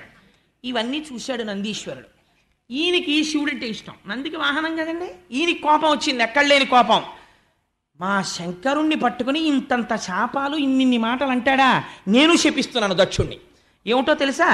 దక్షుడు ఇవ్వాల్టి నుంచి సంసారమునందు పడిపోవుగాక, భార్య యందు రమించుగాక, కామమునకు వశుడగుడుగాక, ఆహారము మధురమైన ఆహారములు తినడం, రకరకములైన ఆహారములు తినడమును యందు వ్యగ్రత కలుగుగాక, వేదము చేత ప్రతిపాదింపబడినటువంటి పూర్వభాగమునందున్న కర్మయందు లంపటుడగుగాక, దక్ష ప్రజాపతిని అనుసరించిన వాళ్ళకి కూడా కర్మలు తప్ప నివృత్తి మార్గమునందు ఆసక్తి కలుగుకుండుగాక, వారికి మోక్షము రాకుండుగాక, నిరంతరము కర్మ పుణ్యము, మళ్ళీ సుఖము, మళ్ళీ అనుభవించడం, మళ్ళీ జన్మ, ఇలా వాళ్ళు జన్మ చక్రమునందు తిరుగుతుందురుగాక అని ఇన్ని శాపాలు నందీశ్వరుడు ఇచ్చేశాడు. దక్షుడు ఎన్ని తిట్టాడో నందుడు ఎన్ని శాపాలు ఇచ్చాడు. ఎప్పుడైతే నందీశ్వరుడు ఇన్ని శాపాలు ఇచ్చాడో భృగువు కోపం వచ్చిన ఆయన లేచాడు. ఎలా అయిపోతుందో చూడండి సమాజం, ఎలా అయిపోతుందో చూడండి ప్రపంచం. దక్షయజ్ఞం మనకి నేర్పుతుంది. ఇందులో అసలు విష్ణు స్వరూపం కానీ శివస్వరూపం కానీ ఏమైనా మాట్లాడుతున్నాయా? ఏమీ లేదు, నవ్వుతూ కూర్చున్నారు వాళ్ళు. ఆయన రాలేదు, ఈయన మాట్లాడలేదు. పోనీ నందీశ్వరుని శహబాష్ భలే చేసేవారో బాబు, నేను ఏమనలేకపోయాను కానీ అనలేదు. అది విచిత్రం. ఆయన అలాగే ఉన్నాడంతే. ఈ భృగువు లేచి అవని ధూర్జటి వ్రతులకు వారు ఎవరైతే ఈ భూమండలం మీద శంకరుడు యొక్క వ్రతాన్ని అవలంబిస్తారో అటువంటి వారిని అనుసరించడి వారు అటువంటి వారిని అనుసరించి ఎవరు పెడతారో వారు తత్శాస్త్ర పరిబంధులైన వారు. అటువంటి వారు వేదమునందు విరక్తి కలిగి వేదమును దూషించి కర్మకాండని నిరసించి వారందరూ కూడా జడులై విభూతి పెట్టుకుని జటలు వేసుకుని ఉన్మత్తుల వలె భూమి మీద తిరిగెదరుగాక అని అవని పాషండులయ్యెదరని శపించే, అంటే వేద విరుద్ధమైనటువంటి స్థితిని వాళ్ళు పొందుతారని ఆయన శాపం ఇచ్చాడు. భృగువు ఇటు శపించాడు, నందీశ్వరుడు అటు శపించాడు. సభలో పెద్ద కోలాహలం రేగిపోయింది. నవ్వుతూ లేచి శివుడు ఇంటికి వెళ్ళిపోయాడు. చిత్రం ఏమిటంటే ఒక్క మాట మాట్లాడలేదు. ఇంత గొడవ ఇంటికి వెళ్ళిపోయిన తర్వాత ఎవరు ఎదురొస్తారండి? సహజంగా పార్వతీదేవి ఎదురొస్తుంది. పార్వతీదేవి ఎదురొచ్చిన తరువాత శంకరుడు ఏమనాలి? ఇవాళ సభలో ఎంత అల్లరైందో తెలుసా, మీ నాన్నగారు నన్ను ఏమన్నారో తెలుసా అని జరిగిందంతా చెప్పాలి కదా పార్వతీదేవికి. ఆయన అసలు చెప్పలేదు. అంటే ఎందుకు చెప్పలేదండి? ఇక్కడికి వెళ్ళలేదు. ఇక్కడికి ఏది విడుతుందో అది కదా మనం చెప్తాం. ఆఫీస్ నుంచి ఇంటికి వస్తూనే ఈశ్వరి నీకు మంచి వార్త చెప్తాను, ఇలా రా, ఉండండి బాబు కాఫీ పెడుతున్నానంటే పెడదల దిక్కు మళ్ళీ కాఫీ ఇలా నీకు మంచి విషయం చెప్తాను. ఎప్పుడు పిలుస్తావు? ఇక్కడ నీకు ఏదో ప్రవేశించింది, అది చెప్పేయాలని సంతోషం, అందుకని పిలుస్తావు. కానీ ఆయన అసలు ఏమీ చెప్పలేదు. అంటే మామగారు ఇన్ని మాటలు అన్నా ఆయనకి లోపలికి వెళ్ళలేదు. ఆయన ఫక్తు భర్గుడు, ఆయనకి ఎందుకు ఎడుతుంది, ఆయనకి వెళ్ళలేదు. కానీ కొన్నాళ్ళు అయిపోయింది, దక్షుడు మాత్రం కక్ష వదిలిపెట్టలేదు. ఎలాగైనా సరే అవమానించాలి రుద్రుణ్ణి. ఎందుకు అవమానించాలి, నేను ఇన్ని మాటలు అన్నాను, కనీసం మా అమ్మాయికి వెళ్ళి చెప్పలేదు, మా అమ్మాయి ఫోన్ చేయలేదు, నాన్నగారు మీరు ఇలా అన్నారు కానీ. అంటే ఫోన్ చేయలేదంటే ఆ రోజుల్లో ఫోన్లు ఉన్నాయా అని కాదు, వాళ్ళ అమ్మాయి అన్నట్టు, వాళ్ళు బాధపడినట్టు, వాళ్ళు కొంచెం చిన్నబుచ్చుకున్నట్టు ఎవరూ చెప్పట్లేదు. ఆయన పూర్వంలాగే హాయిగా సాయంకాలం ఎప్పటికి ఇంటికి వెళ్ళిపోయాడండి, మళ్ళీ మొదలెట్టేశాడు డ్యాన్సు. జటాటవీ గలజ్జల ప్రవాహ పావిత స్థలే గలేవలంబ్యలంబితాం భుజంగతుంగ మాలికాం ఢమడ్డమడ్డమడ్డమడ్డమర్వయం చకార చండ తండవంతనోతున శివ శివం అని మళ్ళీ నాట్యం చేసేస్తున్నాడు. తన పనిలో తానున్నాడు, హాయిగా జ్ఞానబోధ చేస్తున్నాడు. మీరు నోరు వేసుకొని అలా తిట్టారా, భృగు తిట్టాడు, నంది తిట్టాడని పట్టించుకునేది రాత్ర బాగున్నాడు అంతే. ఆయన పనిలో ఆయన ఉన్నాడు అన్నారు. ఇప్పుడు మళ్ళీ అలా కాదరా, ఏదో ఒకటి చెయ్యాలి అవమానించడానికి. కాబట్టి ఇప్పుడు ఒక కొత్త వ్రతం ఒకటి మొదలుపెట్టాడు. దాన్ని ఒక నిరీశ్వర యాగం, అంటే నేను శంకరుడికి హవిర్భాగములు లేని యాగం చేస్తాను, ఇప్పుడైనా సరే బయటకు వస్తాడు కదా, కోపం వచ్చి చూస్తాను ఏం చేస్తాడో అని ఒక యాగం తలబెట్టి అందరికీ ఆహ్వానాలు పంపించాడు, శుభలేఖలు పంపించి అందులో దానికి ఒక పేరు పెట్టాడు. ఏమనో తెలుసా అండి, బృహస్పతి వసనము అని పేరెట్టాడు. దాని పేరు పెట్టేది చేస్తున్నాను. దాని ముందు వాజపేయం చేశాడు. చేసి ఒక యాగం చేస్తే దానికి అందరూ బయలుదేరి పెడుతున్నారు. ఋషులు వాళ్ళు వెళ్ళకపోతే ప్రజాపతులకు అధిపతి ఏం చేపిస్తాడో. చేస్తున్న యాగం మామూలుగా చేయట్లేదు, అవతల వాళ్ళ మీద కక్షతో చేస్తున్నాడు యాగం. ఎవరొచ్చారో ఎవరు రాలేదో బాగా పట్టించుకోవడం, ఎందుకని పార్టీలు బయటకు వస్తాయి ఇప్పుడే, అందుకని బాగా చూస్తాడు. ఈ అలవాటు ఇంతకు ముందుందా ఆయనకి, సభలో చూశాడు, చూసి శంకరులు లేవలేదనే ఇంత అల్లరి మొదలెట్టాడు. యాగం రావడానికి అదో కారణం. అప్పుడు సభలోనే అంతలా చూశాడు, ఇప్పుడు వెళ్ళకపోతే చూడడం లేనిపోను కూడా ఎందుకు వచ్చిందండి, వెళ్ళి ఏదో ఒకసారి నమస్కారం పెట్టి షేక్ హ్యాండ్ ఇచ్చి చాలా బాగా జరగాలండి, ఆల్ ది బెస్ట్, మీ యాగం బాగా జరగాలని ఒక మాట అనేది చేస్తే మనకి ఏ గొడవ ఉండదు, పదండి అన్నారు. అంటే లోకంలో ఇలా అనే వాళ్ళ సంఖ్య చాలా ఎక్కువగా ఉంటుంది. నాన్ కాంట్రవర్షియల్ అంటారు. మనకి ఎందుకు వచ్చింది, మనం ఏమనకుండా అక్కడికి పోయి ఇక్కడికి పోతే అయిపోయా, మనం ఏమీ అనద్దు అని. అందుకని అందరూ దక్షుడి సభకు వస్తున్నారు. రాని వాళ్ళు ముఖ్యమైన వాళ్ళు ఉన్నారు, వాళ్ళు జ్ఞానం ఉన్నవాళ్ళు, వాళ్ళు రాకూడదు. అందుకని శ్రీ మహావిష్ణువు రాలేదు, చతుర్ముఖ బ్రహ్మగారు రాలేదు, వాళ్ళిద్దరు రాలేదు. మిగిలిన వాళ్ళు కొంతమంది ఋషులు వాళ్ళు అందరూ వెడుతున్నారు. వెడుతుంటే ఒక రోజున పార్వతీదేవి అంతఃపుర పైభాగంలో నిలబడి చూస్తోంది. విమానాల్లో వెళ్ళిపోతున్నారు. వెళ్ళిపోతూ వాళ్ళు చెప్పుకుంటున్నారు, దక్ష ప్రజాపతి యాగం చేస్తున్నాడు, ఆహ్వానం వచ్చింది, అందుకని మనం అందరం వెడుతున్నాం అని చెప్పుకుంటుంటే ఆవిడ విని గబగబా అంతఃపురంలోంచి కిందకి దిగి శివుడి దగ్గరికి వచ్చింది. వచ్చి ఆవిడంది, కావున ఆ యజ్ఞమునకు ఈ విభుద గణంబులర్ధియే గెదర దిగో దేవా మన విపుడ చటకి పోవలెను కోర్కె నాకు పుట్టెడు అభవా అంది. ఎంత బాగా పిలిచిందో చూడండి. అభవా, స్వామి మీరు ఎంత దయామయులండి, మీలాంటి భర్త దొరకడం ఎంత అదృష్టం. కోరితే నగ చేయించేవాడు ఉంటాడు, నెక్లెస్ చేయించేవాడు ఉంటాడు, మీ శరీరంలో అర్ధభాగం ఇచ్చారు నాకు. మీ దగ్గర పొందినంత గౌరవం నేను పొందినట్టు ఏ భార్య ఎవరి దగ్గర పొందలేదు, అంత గౌరవించారు. ఏమండి నాదొక్క మాట, పుట్టింట్లో ఏదైనా ఉత్సవం జరుగుతున్నప్పుడు ఆడపిల్లల మనస్సు అంతా పుట్టింటికి వెళ్ళాలని ఉంటుంది. అందులో తండ్రి మీద విశేషమైన ప్రేమ ఉంటుంది. మా నాన్నగారు యాగం చేస్తున్నారట, అదిగో చూసారా, కావున ఆ యజ్ఞమునకు ఈ విభుద గణంబులర్ధియే గెదర దిగో. చూసారా, వాళ్ళందరూ మంచి మంచి పట్టుబట్టలు కట్టుకుని చక్క హారాలు వేసుకుని నగలు వేసుకుని అన్నీ వేసుకుని వాళ్ళ వాళ్ళ వాహనాల మీద వెళుతున్నారు.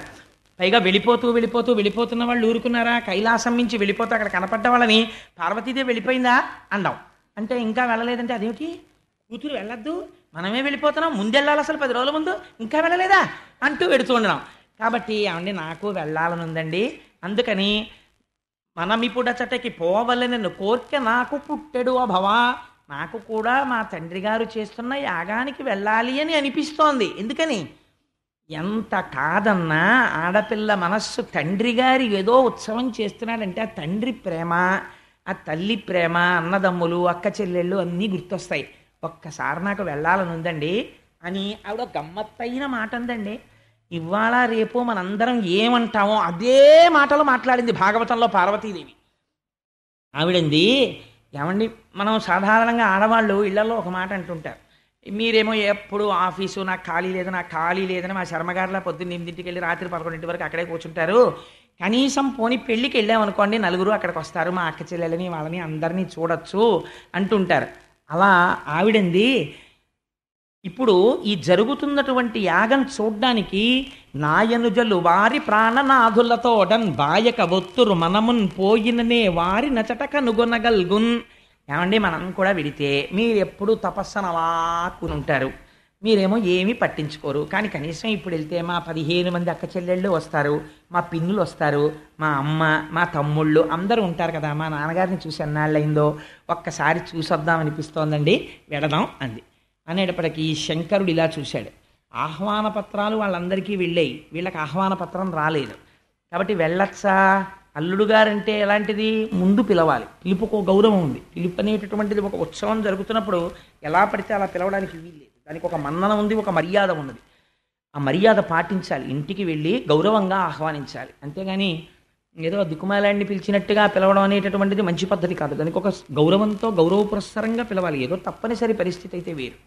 సరే, అందుచేత ఆ పిలిచేటప్పుడు మనకి రాలేదు కదా ఆహ్వానం అన్నట్టుగా చూస్తున్నాడు శంకరుడు. మరి వాళ్ళందరికీ ఎలా తెలిసింది ఆహ్వానాలు వెళ్ళాయి కదా, మన ఎవరు పిలిచారని విడదాం అని చూస్తున్నాడని పసిగట్టేసింది.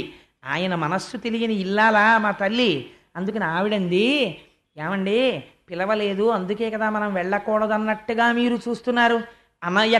అనయము పిలవకయుండన్ చన అనుచితమందువేని జనకు గురు సుహృత్ జననాయక గేహములకు చనుచుందురు పిలవకున్న సజ్జనుల ధిప. ఎంత గొప్ప మాట చెప్పిందో చూడండి. ఏమండి, పిలుపు అనేది ఎవరెవరి దగ్గర నుంచి వస్తే మాత్రమే వెళ్ళాలో తెలుసా? మిగిలిన వాళ్ళు పిలిస్తే వెళ్ళాలి, కానీ కొంతమంది పిలవకపోయినా వెళ్ళి తీరాలి. అలా ఎవరెవరిళ్ళకి వెళ్ళాలో తెలుసా? అనయము పిలవకయుండం చన అనుచితమందువేని. పిలవకుండా మనం ఎలా పెడతాం పార్వతి అంటారేమో స్వామి. వెళ్ళచ్చు. ఎక్కడెక్కడికో తెలుసా? జనక తండ్రి గారింటికి పిలవకుండానే ఆడపిల్ల వెళ్ళచ్చు. ఎందుకంటే చతుర్థీ విభక్తి వేసి కన్యాదానం చేయడు, అందుకని వెళ్ళచ్చు. జనక గురువు గారింటికి పిలవకపోయినా వెళ్ళవచ్చు, వెళ్ళి గురువుగారి దర్శనం చేసుకుని రావచ్చు. సుహృత్ మంచి స్నేహితుడు, మనసెరిగినటువంటి స్నేహితుడు. ఆ సుహృత్ అనిపించుకోవాలి అంటే ఆయన మన్నేం పిలవలేదు కదా మనం వెళ్ళక్కర్లేదు అనకూడదు. ఎప్పుడో అప్పుడు ఒకసారి వెళ్ళి చూసి వస్తూ ఉండాలి స్నేహితుడిని. అందుకని సుహృత్ జననాయక, రాజుగారి ఇంటికి వెళ్ళి రావచ్చు. రాజుగారు పిలవలేదు కాబట్టి మనం వెళ్ళలేదు అనకూడదు, రాజు ఇంటికి వెళ్ళాలి. సుహృత్ జననాయక గేహములకు చనుచుందురు పిలువకున్న సజ్జనుల దిప. ఎంత గొప్ప మాట జోడించిందో చూడండి. సజ్జనులైన వాళ్ళు పిలవకపోయినా పెడతారు ఇక్కడికంది.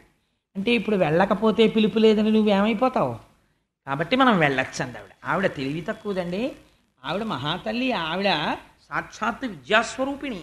శంకరుడు తక్కువడా? ఆయన అన్నాడు, పార్వతి నువ్వు చెప్పినది యథార్థమే. పుట్టింటికి పిలుపు లేకపోయినా కూడా ఉత్సవం జరుగుతున్నప్పుడు ఆడపిల్ల వెళ్ళవచ్చు, ఆ అధికారం ఉంది. కానీ నేను కూడా ఒక మాట చెప్తాను విను. కుటిల బుద్ధులైన కుజనుల ఇండ్లకు ఆర్యులే గవారనాదరమున కొమలు ముడులు వేయిచి భూరిరోషాక్షులై చూతురది యుగాక సుదతి వినుము. ఎంత గొప్పగా చెప్పాడండి నిజంగా. కుటిల బుద్ధులైన కుజనుల ఇండ్లకు ఆర్యులే గవారనాదరమున. కొంతమంది పుట్టుకతో విద్య ఉంటుంది, ఐశ్వర్యం ఉంటుంది, రూపం ఉంటుంది, పాండిత్యం ఉంటుంది, అన్నీ ఉంటాయి. లేనిదేది అంటే అటువంటి వారి దగ్గర ఉండవలసినటువంటి ప్రేమ ఉండదు, ఉండవలసినటువంటి సుహృద్భావం ఉండదు. ఎప్పుడూ వైషమ్యాన్నే చూస్తుంటారు. అవతల వాణ్ణి ఎలా కించపరిచి మాట్లాడదామా అనే చూస్తారు, గుణములు చూడరు. సందర్భం వచ్చింది కాబట్టి నీకు చెప్పేస్తున్నాను పార్వతి.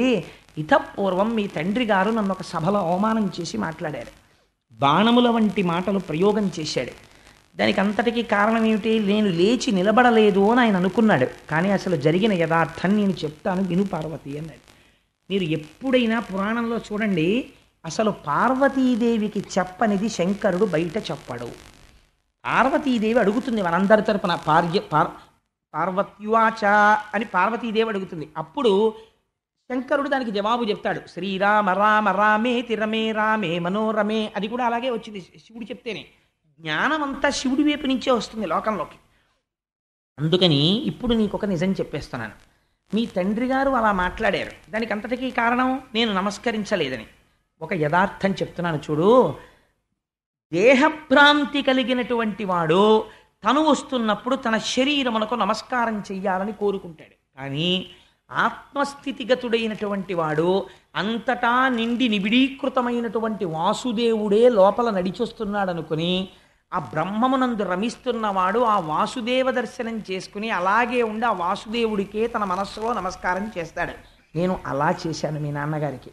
కానీ వారు దేహబుద్ధి ఎందున్నారు, తన శరీరానికి లేచి నిలబడి నమస్కారం చేయలేదు అనుకుంటున్నారు. కాబట్టి వారికి నా స్థాయి తెలియలేదు. కాబట్టి వారు ఎప్పటికీ కూడా నా యందు అనుకూల్యముతో ఉండరు. కాబట్టి ఇప్పుడు మనం విడితే ఏమవుతుంది? కుటిల బుద్ధులైన కుజనుల ఇండ్లకు ఆర్యులే గవారనాదరమున, ఎలాగో అలా అవమానించాలి. అందుకని ఏం చేస్తారు? బొమలు ముడులు వేయించి తలుపు తీసి అసలు పలకరించరు, అసలు మాట్లాడరు. అంతకన్నా అవమానం ఏముంటుంది? ఒక బంధువుల ఇంటికి మీరు వెడతారు, ఎంతో సంతోషంగా వెడితే అసలు మిమ్మల్ని పలకరించరు, మీతో మాట్లాడరు, ఊళ్ళో వాళ్ళని కూర్చోబెట్టి వాళ్ళతో మాట్లాడుతుంటారు. అప్పుడు మీ మనస్సు ఎలా ఉంటుంది? చిన్నబుచ్చుకుంటుంది. ఏట్రా అంత దూరం నుంచి వచ్చాం, కనీసం అయ్యో ఎప్పుడు బయలుదేరావు, ఎప్పుడు వచ్చావు, కాఫీ తాగావా అని కూడా అడగలేదు. ఆఖరికి అరగంటో గంటో చూసి చూసి చూసి చూసి మీరే బాగుండదని మీరేదో మాట పలకరిస్తారు, విననట్టుగా అంతే, అవును అలాగే అలాగే అని వదిన అని మళ్ళీ ఇటువైపుకి తిరిగి ఎవరో ఊళ్ళో వాళ్ళతో మాట్లాడుతుంటారు. అప్పుడు మీ మనస్సు ఎలా ఉంటుంది? చాలా బాధగా ఉంటుంది. ఇవి శివుడు చెప్పాడండి, నా సొంతంగా చెప్పట్లేదు. ఆర్యులేగ వారనాదరమున, కోటేశ్వరరావు అబద్ధాలు చెప్పారంటే మీరు భాగవతం వెళ్ళి చూడండి కావాలంటే. లోకాన్ని వడగట్టి మాట్లాడిందండి భాగవతం. బొమలుముడులు వైచి ఇలా ముందు చూడగానే తలుపు తీయగానే సంతోషంగా రండి అనరు, ఇలా చూస్తారు. ఇలా చూసి భురిరోషాక్షులై అంటారు. భురిరోషాక్షులై కోపంతో ఇలా చూస్తారు. అక్కడికే సగం చచ్చిపోతాం. అప్పుడు ఏమవుతుందో తెలుసా పార్వతి? పైగా అదియుగా అకసుదితి ఇదియు వినుము. ఇంకా జరిగేది ఏమిటో నేను చెప్తాను విను.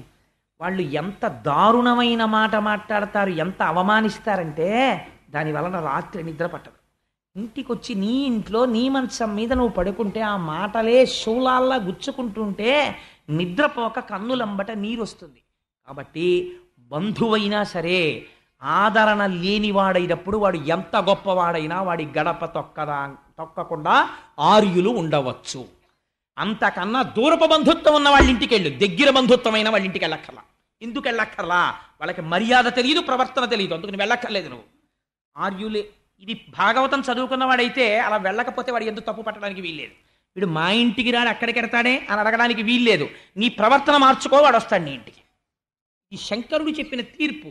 అందుకని నా సొంత అన్నదమ్ముడు ఒక ఊరిలో ఉండి, అన్నదమ్ముడైతే మళ్ళీ నీతి వేరు, తనకి పెదతండ్రి పినతండ్రి పిల్లలు ఉన్న ఊళ్ళోనే దూరబంధువు ఉన్నారనుకోండి, పెదతండ్రి పినతండ్రి పిల్లలకు మర్యాద తెలియనప్పుడు నువ్వు దూరబంధువు ఇంటికి వెళ్ళచ్చు, తప్పులేదు. ఎందుచేత? కుటిల బుద్ధులైన కుజనుల ఇండ్లకు వార్యులే గవారనాదరమున, బొమలు ముడిలు వేయిచి భూరిరోషాక్షులై చూతురదియు కాక ఇది సురతి వినుము. శంకరుడు నిర్దాక్షిణ్యంగా తీర్పు చెప్పాడు. అందుకని మనం వెళ్ళకూడదు పార్వతి. ఇంకొకటి చెప్పనా? విను ఉత్కృష్టుండకు దక్షుని సుతలలో ప్రియసుతవైనను నా అనుబంధముచే జనకునిచే పూజబడయ జాలవు తరుణి. నువ్వు దక్ష ప్రజాపతి యొక్క కుమార్తెలలో చాలా ఇష్టమైన పిల్లవి. ఎందుకని? కడగొట్టున 16వ దానిగా పుట్టావు. కలశపాధోరాశి గర్భవీచిమ తల్లి కడుపారనెవ్వాని కన్న తల్లి అంటారు. తల్లికిట ఆఖరణ పుట్టిన పిల్లలంటే చాలా సంతోషంగా ఉంటుందట, తండ్రికి పైన పుట్టిన వాడంటే ఇష్టం ఉంటుందట, రామాయణంలో చెప్తారు. అందుకని ఆఖరణ పుట్టినటువంటి దానివి కాబట్టి సహజంగా మీ తల్లికి మీ తండ్రి గారికి కూడా నువ్వంటే ఇష్టమే. కానీ నేను చెప్తున్నాను చూడు, నీ యందు ప్రీతి ఉండవచ్చు, కానీ ఇవాళ నువ్వు దక్షుడి కూతురిగా ఆయన చూడడం, నిన్ను అవమానిస్తే నన్ను అవమానించినట్లే అని నా అనుబంధముచే నువ్వు నాకు భార్యమైన కారణం చేత జనకునిచే పూజ బడయ జాలవు తరుణి, నీ తండ్రి గారు నిన్ను పూజించడు.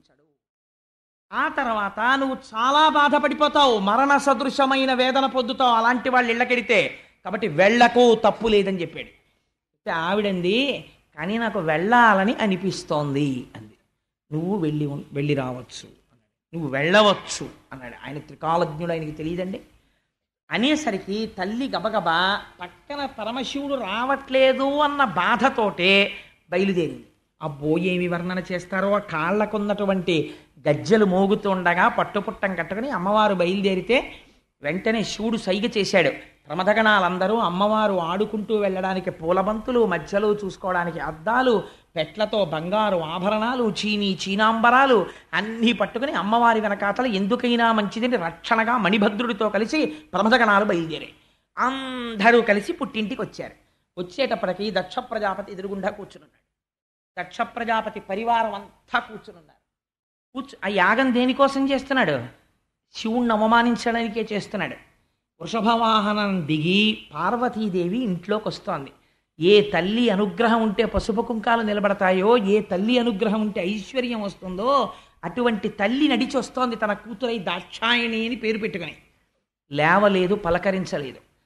పలకరించకపోతే పోతనగారు అంటారు, ఆ తల్లి ఇంత కష్టపడి వెడితే చనుదించిన యమ్మగువను జననియు సోదరులు తప్ప సభలోని వారెవ్వరు దక్షుని భయము వలన అనయము పలుకరింపరైరి మహాత్మా.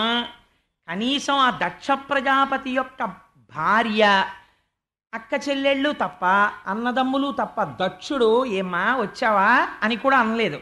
ఇంత ప్రేమగా చూసే తండ్రి అమ్మ నువ్వు వచ్చావా అమ్మ రా అని అనలేదు.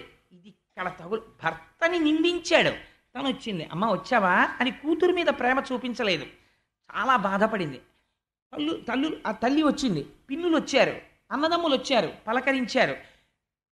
సభామంటపంలోకి వెళ్ళింది. ఒక్కళ్ళు ఆవిడ్ని పలకరించలేదు. ఎందుకు పలకరించలేదు? దక్షుని భయము వలన. ఎవరు పలకరిస్తే ఏం చెప్పిస్తాడో అవమానించడానికే కదా చేస్తున్నాడు యాగం. అందుకనే దానిలా తీరా వెళ్ళి ఎంతంత పాపం మూట కట్టుకుంటారో చూడండి. ఎవ్వరూ పలకరించకపోతే ఆవిడ చాలా ఖేదం పొందింది.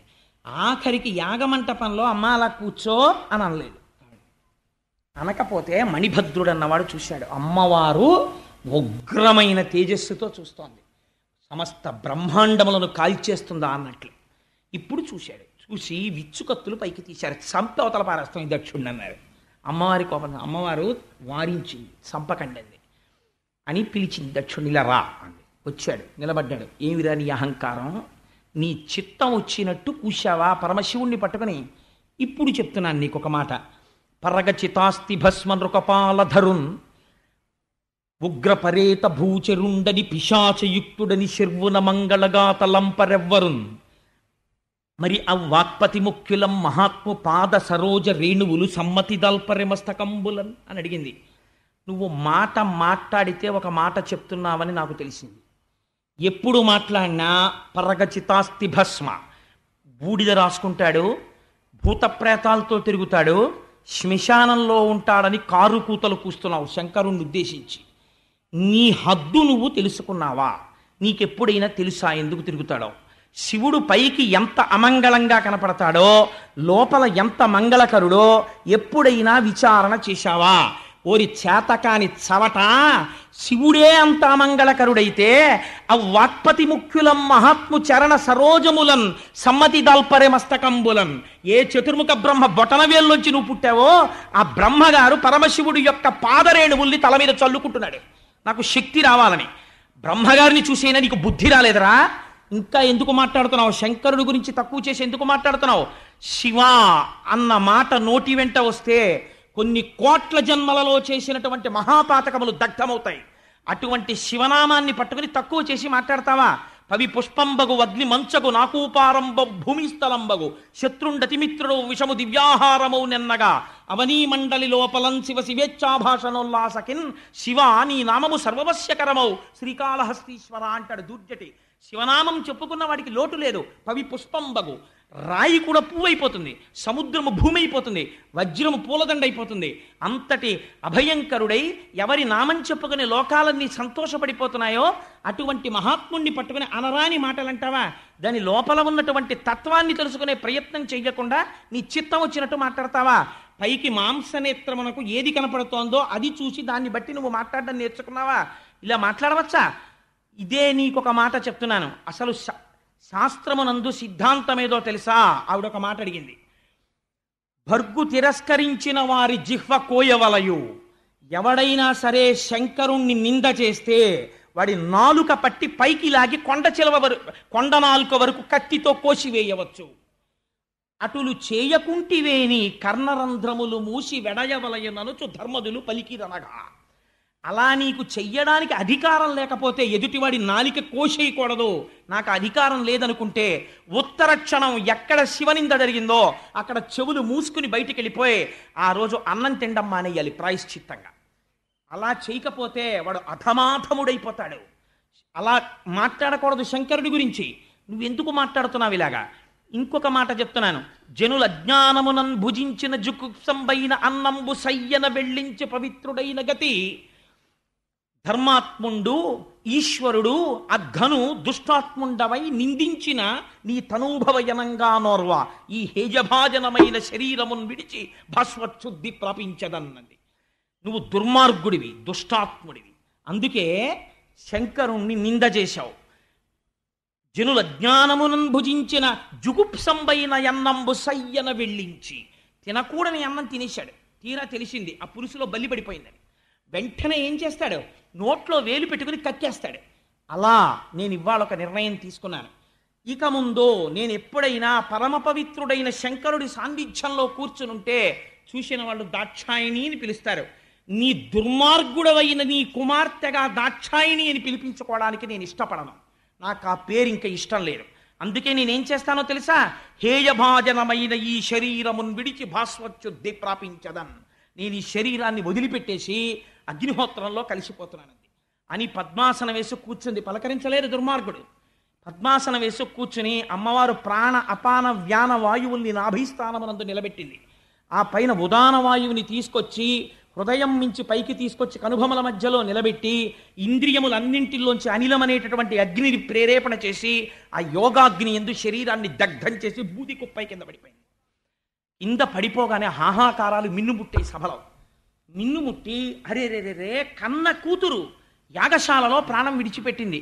ఈ దురాత్ముడు బ్రాహ్మణుడు వీడు పలకరించలేదు కూతుర్ని అని ఆశ్చర్యపోతుండగా ఇంకా ప్రమథగణాలకి ఎక్కడ లేని ఆగ్రహం వచ్చి కత్తులు తీసి దక్షుడి మీద పడ్డారు. భృగువికి చాలా సంతోషం కలిగింది. ఎంత కాలానికి రా ఒక మంచి మాట, శంకరుడి భార్య మరణించింది అన్న ఆనందంతో వెంటనే హోమం చేసి అందులోంచి రుభులనబడేటటువంటి దేవతల్ని సృష్టించి రుద్రగణాలని తరిమి కొట్టించాడు. చాలామంది పడిపోయారు. చాలామంది రక్తం కారుతూ కైలాసం వైపుకు పారిపోయారు. ఈ విషయాన్ని నారదుడు వెళ్ళి చెప్పాడు శంకరుడికి. ఆయన ప్రశాంతంగా ధ్యానమగ్నుడై కూర్చునున్నాడు.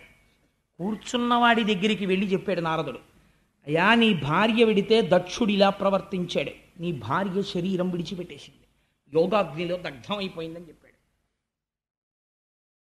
ఆ మాట వినేసరికి ఆజ్యుండుగ్రుడు నీలకంఠుడి పదైచారాతి దష్టోష్టుడై ఆజ్యద్భూరి మృగేంద్ర రోషమున భీమ ప్రక్రియం నవ్వుచున్ విద్యుద్వహ్ని శిఖా సముచ్చయ రుచిన్ వెల్గొందు చెంచజ్జటన్ సజ్జ క్రోధముతోడ పుంచి వేయిచన్ క్ష్మాచక్రమధ్యంబుదన్. అంతే, ఎక్కడ లేని కోపం వచ్చేసింది. ఇంత శాంతమూర్తి రుద్రుడైపోయాడు. ఒక్కసారి లేచాడు, పెద్ద వికటాట్టహాసం ఒకటి చేశాడు. పోతన గారు ఆ మాటలు అలాగే పడిపోయాయి అంతే ఆయనకి. అర్జుండుగ్రుడు నీలకంఠుడి బదైచారాతి దష్టోష్టుడై ఆజ్యద్భూరి మృగేంద్ర ఘోషమున భీమ ప్రక్రియ నవ్వుచున్. ఆ నవ్వుకి బ్రహ్మాండాలు కదిలిపోయాయి. అటువంటి వికటాట్టహాసం ఒకటి చేశాడు. భీమ ప్రక్రియ నవ్వుచున్ విద్యుద్వహ్ని శిఖా సముచ్చయ జటన్ చెల్వొందు చించెజ్జటన్. మిరిసిపోతున్న జటను ఒక దాన్ని ఊడబెరికాడు. ఊడబెరికి సజ్జక్రోధముతోడ పుంచి వేయిచన్ క్ష్మాచక్రమధ్యంబునన్. ఆ జటని తీసి నేలకేసి కొట్టాడు నిలబడి. కొట్టేసరికి అంతే, ఒక్కసారి ఆయనే సామాన్యమైనటువంటి తత్వం అండి. ఎంత సాత్వికంగా కనపడతాడో అంతటి ఉగ్రుడవుతాడు కోపం వచ్చినప్పుడు. ఆ రౌద్రాన్ని ఎవరూ తట్టుకోలేరు. ఓం నమో భగవతే సదాశివాయ సకల తత్వ విదూరాయ సకల లోకైక కర్త్రే సకల లోకైక హర్త్రే సకల లోకైక సంహర్త్రే సకల లోకైక సాక్షిణే సకల నిగమ గుహ్యాయ సకల లోకైక వరప్రదాయ సకల దురితార్తి భంజనాయ సకల జగద భయంకరాయ శశాంక శేఖరాయ శాశ్వత నిజావాసాయ నిరావాసాయ నిరాతంకాయ నిష్కలంకాయ నిష్ప్రపంచాయ నిస్సంగాయ నిర్మమాయ నిర్మలాయ నిర్గుణ విభవాయ సచ్చిదానందద్వైత పరమ ప్రకాశాయ పరమశాంత ప్రకాశాయ తేజోరూపాయ తేజో విభయే అని ఒక్క ఒక్కసారి ఆ చేతిలో చక్రాజ్వాయుధ భీషణకర సహస్రదంస్ట్రాకరాలవదన వికటాట్టహాస విస్ఫాటిత బ్రహ్మాండ మండల నాగేంద్రహార నాగేంద్ర వలయ నాగేంద్ర చర్మ ధర మృడ మృత్యుంజయ త్రయంబక సదాశివ పరమశివ నమస్తే నమస్తే నమస్తే నమః అంటుంది కవచం. అటువంటి భీకరమైనటువంటి స్వరూపంతో ఒక్కసారి ఆ ఉగ్రతతో కొట్టాడు ఆ జటని.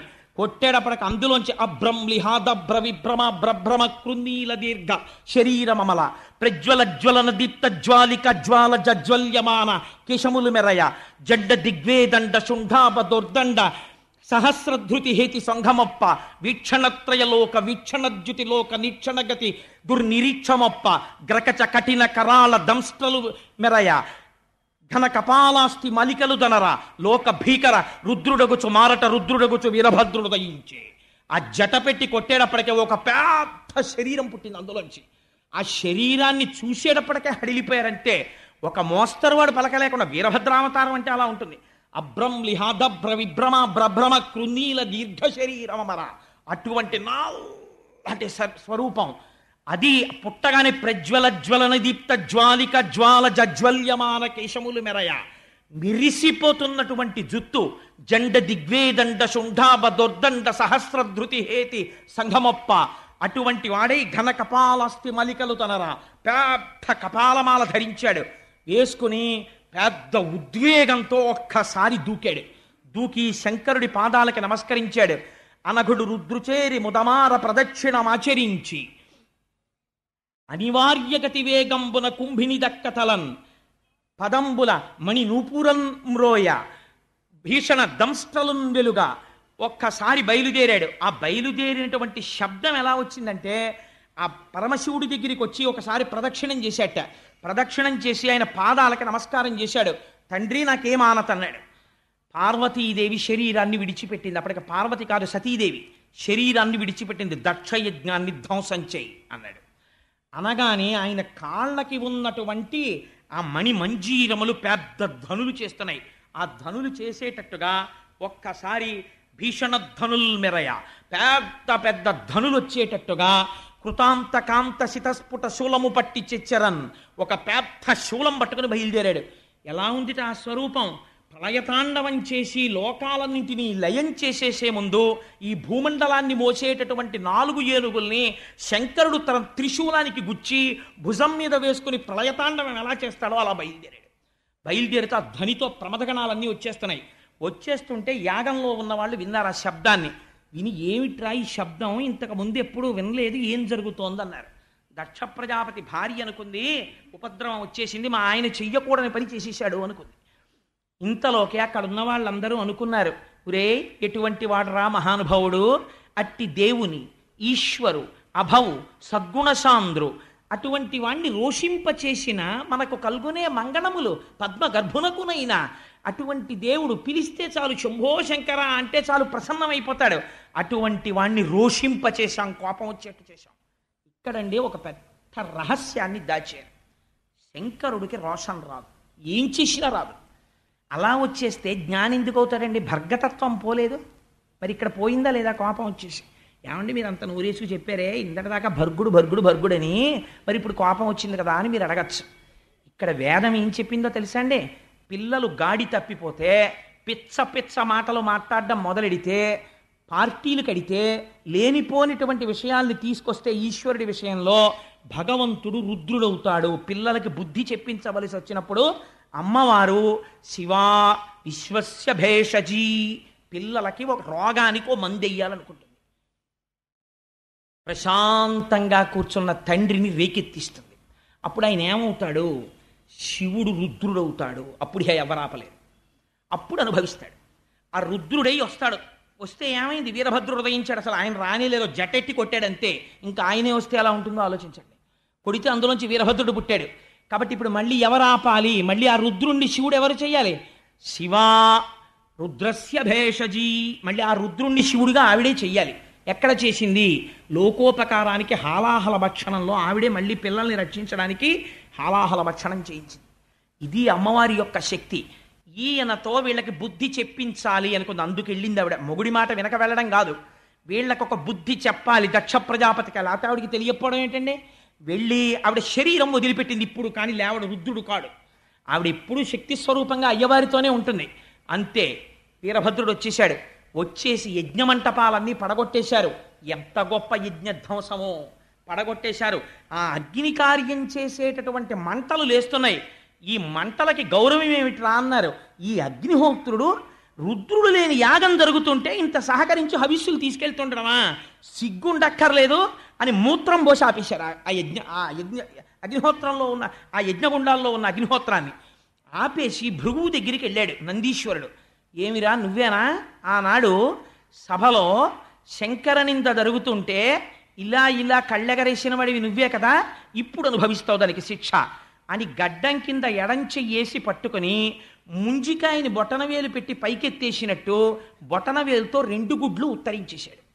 2 కళ్ళు ఊడి కింద పడిపోయిన తర్వాత ఆ మీసాలు గడ్డాలు పట్టుకుని పీకేశారు పూర్తిగా. మీసం ఊడిపోయింది, గడ్డం ఊడిపోయింది. నెత్తురోడుతూ కింద పడిపోయాడు కళ్ళు కనపడకుండా. పూష అనబడేటటువంటి సూర్యుడున్నాడు, ఆయన దగ్గరికి వెళ్ళారు. ఏమయ్యా నువ్వు శంకరనింద జరుగుతుంటే పెద్ద నోరు తెరిచి నవ్వావు, ఇప్పుడు నీకు శిక్ష చూడని ఆ నోటిని గట్టిగా పట్టుకుని నొక్కారు. ఆయన 2 దవడలు తెరిచాడు. పూషదంత భిదవ్యగ్రో దక్షాత్తర హరోహర భగనేత్ర భిదవ్యక్త సహస్రాక్ష సహస్రపాత్ అని పేరు ఆయనకి. ఆ పళ్ళన్నీ పీకేశారు. పీకేస్తే బోషినోరు అయిపోయింది. అన్ని పళ్ళు పీకేసి నెత్తురు కారిపోతున్న నోటితో పూషణ వదిలేశారు. ఆఖరికి వీరభద్రుడు ఈయన దగ్గరికి వెళ్ళాడు, దక్ష ప్రజాపతి దగ్గరికి వెళ్ళి కింద పారేసి గుండెల మీద ఎక్కి కూర్చుని కత్తితో కంఠాన్ని కోసేశాడు. ఆ కంఠం తెగలేదు. ఆశ్చర్యపోయాడు. శరీరం అంతా మంత్రపూతమైపోయింది. ఎలా తుంచాలనుకున్నాడు. యజ్ఞ పశువు యొక్క శరీరాన్ని ఎలా తుంచేస్తానో అలా తుంచేస్తాను ఈ దుర్మార్గుడు శివనింద చేసినందుకు అని గుండెల మీద కుడికాలు వేసి తొక్కి పెట్టి తోటకూర కాడ తిప్పేసినట్టు కంఠాన్ని తిప్పేసి ఊడబెరికేసి దాన్ని తీసుకెళ్లి యజ్ఞంలో జరుగుతున్న అగ్నిహోత్రంలో పారేశాడు. యజ్ఞంలో కాలిపోయింది తల లేనటువంటి మొండెం పడిపోయి ఉండిపోయింది. బ్రాహ్మణులు చూసి హాహాకారాలు చేశారు. ఎంత దారుణం రా ఇది, ఇంత గొప్పగా దక్షయజ్ఞ ధ్వంసం జరిగిపోతోందని. ఎక్కడి వారాలు అక్కడ కాకావికలై పారిపోతున్నారు. దారి దొరికితే చాలని పారిపోతున్న వాళ్ళని రాళ్ల పెట్టి కొడుతున్నారు. రక్షించిన వాడు లేడు. జ్ఞాపకం పెట్టుకోండి. శివనింద ఎంత ప్రమాదకరమో, భగవంతుని యందు భేదదృష్టి ఎంత ప్రమాదకరమో పోతన గారు వ్యాసుల వారు భిక్ష పెట్టి చెప్తున్నారు జాతికి. ఈశ్వరుణ్ణి ఒక్కడిగా చూడడం నేర్చుకో, లేకపోతే పాడైపోతావు అని. ఏమైంది? అప్పుడు అందరూ కలిసి చతుర్ముఖ బ్రహ్మగారి దగ్గరికి పరిగెత్తారు. పరిగెత్తి ఆయన దగ్గరికి వెళ్ళాయా, పాపకర్మ చేసేసాం, చెయ్యకూడనటువంటి పని చేశాం, అక్కడ జరుగుతున్నటువంటి పరమశివుడికి హవిర్భాగములు లేనటువంటి యజ్ఞాన్ని చేశాం, దానివల్ల ఇంత ఉపద్రవం వచ్చింది, ఏం చెయ్యమంటావని అడిగారు. ఆయన అన్నాడు, మీకు అసలు బుద్ధుందిరా? మీరు క్రతుభాగారుండగు ఈశ్వరుడు పశుపతి శర్వు భర్గు దూరీకృత యజ్ఞభాగుని చేసిన మీరు యతిదోషులు దుర్మతులకు మీరింకన్ అన్నాడు. పరమేశ్వరుడికి యజ్ఞంలో హవిస్సులు లేకుండా యజ్ఞం చేశారా? కాల్సనా? ఎందుకురా యజ్ఞం అని అడిగాడు. ఎందుకా యజ్ఞం? ఎందుక దుర్మార్గపు యజ్ఞాలు? మీకు చేస్తే యజ్ఞం సరిగ్గా చెయ్యాలి, అంతేకాని యజ్ఞం చేసి కాసేపు శంకరనింద చేయడం కోసం శివనింద చేయడం కోసం యాగాలు యజ్ఞాలా? ఎవడు చెప్పిన యజ్ఞాలు రా మీకు యజ్ఞాలు? మీరు చేసిన పని వల్ల మీరు దుర్మార్గులైపోతారా, పాడైపోతారన్నాడు. అయ్యా పాడయ్యపోయాం, చావగొట్టేశారు, భృగువుకి కళ్ళు పోయాయి, పూషకి దంతాలు పోయాయి, మాకు ఒళ్ళంతా దెబ్బలు, నెత్తురులు కారిపోతున్నాయి, చాలామంది అక్కడే పడిపోయారు. ఇప్పుడు తిన్నది చాలు, నువ్వు తిట్టింది చాలు, మాకు మార్గం చెప్పన్నారు. ఒక్కటే మార్గం, ఎవరి పట్ల తప్పు చేశారో వాడి దగ్గరికి వెళ్ళి పడిపోండి. ఎందుకో తెలుసా? ఆయన ఒక్కటే, ఆయన దగ్గర ఉన్న లక్షణం జగత పితరౌ వందే పార్వతీ పరమేశ్వరవు. ఎన్ని తప్పులు చేసినా వెళ్ళి ఆయన కాళ్ళ మీద పడిపోతే మళ్ళీ రక్షిస్తాడు. అంటే వీళ్ళన్నారు, అయ్య బాబోయ్ కైలాసం వైపుకి వెళ్ళడమే అడిలిపోతున్నా, నువ్వు రా మాతో అన్నారు. సరే పదండి అని చతుర్ముఖ బ్రహ్మగారు తీసుకెళ్లారు. తీసుకెళ్ళిన తర్వాత కైలాస పర్వతాన్ని వర్ణన చేస్తారు. అక్కడ ఎందరో సిద్ధులు, సాధ్యులు, తపస్సు చేసుకునేవాళ్ళు, దేవకాంతలు, చెట్లు, కలకూజితాలు, పక్షులు, మానస సరోవరం, అక్కడ ప్రవహిస్తున్నటువంటి నదులు, అందులో ఉండేటటువంటి హంసలు, ఆ రాచిలుకలు, అంతఃపురాలు, ప్రమదగణాలు, పరమ పవిత్రమై శంకరుడి చేత జ్ఞానబోధ చేయించుకుంటున్నటువంటి మహర్షులు, ఋషులు, సనకసనందనాదులతో ఉంది. అటువంటి కైలాస పర్వతం మీదకి వెళ్ళారు. వెళ్ళేటప్పటికీ అత్యంత ప్రశాంత చిత్తుడై ఎట్టి పరిస్థితులలోనూ సూర్యకిరణం పడడానికి వీలు లేనంత పెద్దది పెరిగిపోయినటువంటి ఒక రావి చెట్టు కింద మౌనవ్యాఖ్యా ప్రకటిత పరబ్రహ్మతత్వం యువానం వర్షిస్తాం తే వసదృషిగణైరవృతం బ్రహ్మనిష్టై ఆచార్యేంద్రం కరకలిత చిన్ముద్రమానందరూపం స్వాత్మారామం ముదితవదనం దక్షిణామూర్తిమీడే. ఆయన కుడికాలు మీద ఎడమ పాదం పెట్టుకుని ఎడమ చేతిని తీసుకెళ్ళి మోకాలు మీద పెట్టుకుని ఇలా చిన్ముద్ర పట్టి తన చుట్టూ కూర్చున్నటువంటి సనక సనందనాదులందరికీ మౌన వ్యాఖ్యతో జ్ఞానబోధ చేస్తున్నాడు. ఆయన ముఖమునందు ఏమాత్రము రోషము కాని కోపము కాని లేదు. వెయ్యవలసిన శిక్ష వేసేశాడంటే అక్కడతో అయిపోయింది. వేసేశాడు, కూర్చుని చక్కగా జ్ఞానబోధ మౌనంగా చేస్తున్నాడు. సనక సనందనాది మహర్షులందరూ ఆయన దగ్గర జ్ఞానబోధ తెలుసుకుంటున్నారు. నీకెందుకు వచ్చిన గొడవ, లేనిపోని గొడవ, శివనింద చేయడం. చతుర్ముఖ బ్రహ్మగారు వెళ్ళి పరమశివుడి ముందు నిలబడి స్తోత్రం చేశారు. అయ్యా, పిల్లలు తెలియదు, నీ పట్ల దోషం చేశారు, నువ్వు సాక్షాత్తు పరబ్రహ్మానివి, సృష్టి స్థితి లయ మూడు నీ యందు జరుగుతుంటాయి, తెలియనటువంటి వాళ్ళు ఈ రకంగా నీ పట్ల అపచార బుద్ధితో ప్రవర్తించారు, స్వామి వీరిని క్షమించు, నువ్వెవరో నాకు తెలుసు అన్నాడు బ్రహ్మగారు. అని ఒక్క మాట చెప్తాను, ఒక్క పద్యం చాలండి. ఎంత గొప్ప పద్యం చెప్పాడంటే, స్వామి నువ్వెవరో తెలుసా, నిరంతరము కూడా అనయము వీడకయుండన్ ఎవ్వరినీ కూడా విడిచిపెట్టకుండా ఉంటూ శివశక్తి రూపమున క్రీడ సల్లుపు, శివశక్తుల యొక్క రూపంలో క్రీడ సల్పుతూ ఈ జగమంతా నటరాజతత్వంలో కదులుతూనే ఉంటుంది. అందుకే నటరాజస్వామి ఒక చేతిలో ఢమరుక పట్టుకుంటారు. ఢమరుక పట్టుకుంటే ఢమరుక మోగితే ఆకాశ గుణకం, అందులోంచి శబ్దం ఆకాశతత్వం, అంటే ఆయన సృష్టి చేస్తాడు. ఆయన ముఖం నవ్వుతూ ప్రసన్నంగా ఉంటుంది, అంటే ఆయన స్థితికారకుడు. ఆయన ఇటువైపు చేతిలో అగ్నిహోత్రాన్ని పట్టుకుంటాడు, అంటే లయకారకుడు. సృష్టి స్థితి లయములు చేస్తూ ఈ పిండాండ బ్రహ్మాండములు అలా కలిసిపోతూనే ఉంటాయి. పంచభూతాల్లోంచి ఇందులోకి పంచభూతాలు వస్తాయి, మళ్ళీ ఇందులోంచి పంచభూతాలు మళ్ళీ బ్రహ్మాండంలోకి వెళ్ళిపోతుంటాయి. ఈ పిండాండ బ్రహ్మాండ నిరంతర సంయోగ క్రియ జరిపించడమే నటరాజతత్వం. ఆ నటరాజతత్వమై శివశక్తి రూపముల క్రీడ చల్లుపు ఊర్ణనాభిగతి ఈ విశ్వ జనన విలయ స్థితి హేతిభూతుండవగుచుండు విషరుద్ర. స్వామి నువ్వెవరో తెలుసా, ఊర్ణనాభిగతి. నువ్వు సృష్టి ఎలా చేస్తావో తెలుసా, సృష్టి చేయడానికి ఎక్కడి నుంచో ఏదో పట్టుకురావు, ఓ గోడ కట్టడానికి సిమెంటు ఇటకలు పట్టుకొచ్చినట్టు. ఊర్ణనాభిగతి, ఒక సాలెపురుగు ఓ గోడ మీదకి వస్తుంది, వచ్చి ఇక్కడ గూడు కడదాం అనుకుంటుంది. అలా అనుకోగానే దాని నోట్లోంచి లాలాజనం వస్తుంది. ఆ ఉమ్మితోటి తీగ చేసి గూడు కట్టేస్తుంది. గూడు కట్టేసి ఆ గూడు మధ్యలో కూర్చుంటుంది. ఓ 2-3 రోజులు ఉంటుంది. ఏమిటి గూడు వెళ్ళిపోదాం అనిపిస్తుంది. ఆ గూడు తానే అటు ఇటు చిందరవందరగా చింపేస్తుంది, ఓడగొట్టేస్తుంది, వెళ్ళిపోతుంది. అలా నువ్వు కట్టు, నువ్వు పాడిచే, నువ్వు తిరుగా గూట్లో, నీ వల్ల కాదు. ఊర్ణనాభిగతి, నీకు వేరే ఉపకరణాలు ఉండవు. నీ అంత నువ్వు సంకల్పం చేసి లోకాన్ని సృష్టి చేస్తావు, నీవే ఇంతగా పరిణమిస్తావు, ఆఖరణ నువ్వే లయం చేసేస్తావు. మైనపు ముద్ద నల్లపూసల్లో తిరిగి అంటించుకున్నట్టు నీలోకి లోకాల్ని తీసేసుకుంటావు. అటువంటి వాడివని తెలియక నీ యందు భేదబుద్ధితో ప్రవర్తించారు, స్వామి వీళ్ళని అనుగ్రహించు అన్నాడు. అంటే అప్పుడు వీళ్ళందరూ అయ్యా మా వల్ల పొరపాటు జరిగిపోయింది, క్షమించమని స్తోత్రం చేశారు. చేస్తే మహానుభావుడు భోళాశంకరుడు కదా, అభయంకరుడు, ఆయన అన్నాడు మీ అందరికీ అభయం ఇస్తున్నాను, యజ్ఞం మధ్యలో ఆగిపోకూడదు. ఎంత ధర్మాత్ముడో చూడండి, యజ్ఞము నడిపించండి. ఎవరు యజ్ఞము చెయ్యాలో ఆ దక్ష ప్రజాపతికి ఇవాళ ముఖం లేదు, తీసేశాడు వీరభద్రుడు. అందుకని ఒక గొర్రె ముఖాన్ని తీసుకెళ్ళి అతికించండి. ప్రజాపతులలో దక్ష ప్రజాపతి ఇలా గొర్రె ముఖంతో ఉంటాడు. ఎందుకో తెలుసా అండి, లేనిపోని శివనింద చేసినందుకు నాకు ఈ గొర్రె ముఖం వచ్చింది సుమా అని చెప్పడానికి దక్ష ప్రజాపతి గొర్రె ముఖంతో ఉంటాడు.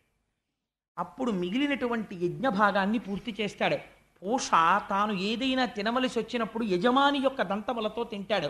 భృగువుకి నేత్రములు ఇస్తాను, కానీ తాను తినవలసినటువంటి హవిస్సులు భృగువుకి కనపడతాయి ఇంక నుంచి అని ఎవరెవరు దెబ్బలు తిన్నారో, ఎవరెవరికి అంగవికలురయ్యారో వాళ్ళందరికీ మళ్ళీ తిరిగి స్వాస్థ్యమును ప్రసాదిస్తున్నాను.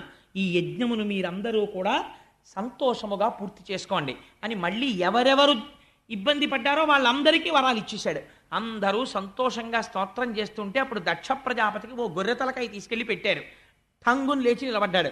నిలబడి పరిగెత్తుకుంటూ కైలాసానికి వచ్చాడు. వచ్చి అప్పుడు శంకరుణ్ణి చూసి ప్రార్థన చేశాడు. అయ్యా నీకపరాధుడనగునను దండించుట దండనము కాదు మదిన్ నన్ను రక్షించుటగా తలతను అభవ ఈశపు రహర రుద్ర. స్వామి, నువ్వు నన్ను దండించడం నేను దండనగా భావించట్లేదు, దీన్ని రక్షణగా భావిస్తున్నాను.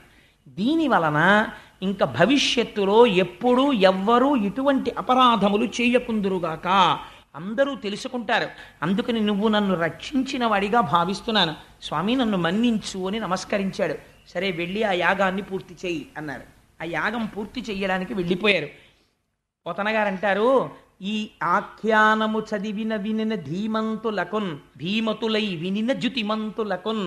జుతిమంతుడు అంటే రాగద్వేషాలు లేకుండా ఉన్న సత్యాన్ని ఉన్నట్టు గ్రహించడానికి యథార్థ బుద్ధితో నిష్కల్మష చిత్తంతో కూర్చుని విన్నటువంటి వాడు ఎవడున్నాడో అటువంటి వాడికి ఆయువు ధనమును కల్గును. ఏదైనా రోగాలు వచ్చి వాడికి అపమృత్యు దోషం ఉంటే అటువంటి అపమృత్యువు పోయి ఆయుర్దాయం నిలబడుతుంది. దరిద్రుడైన వాడుంటే వాడికి ధనము కలుగుతుంది.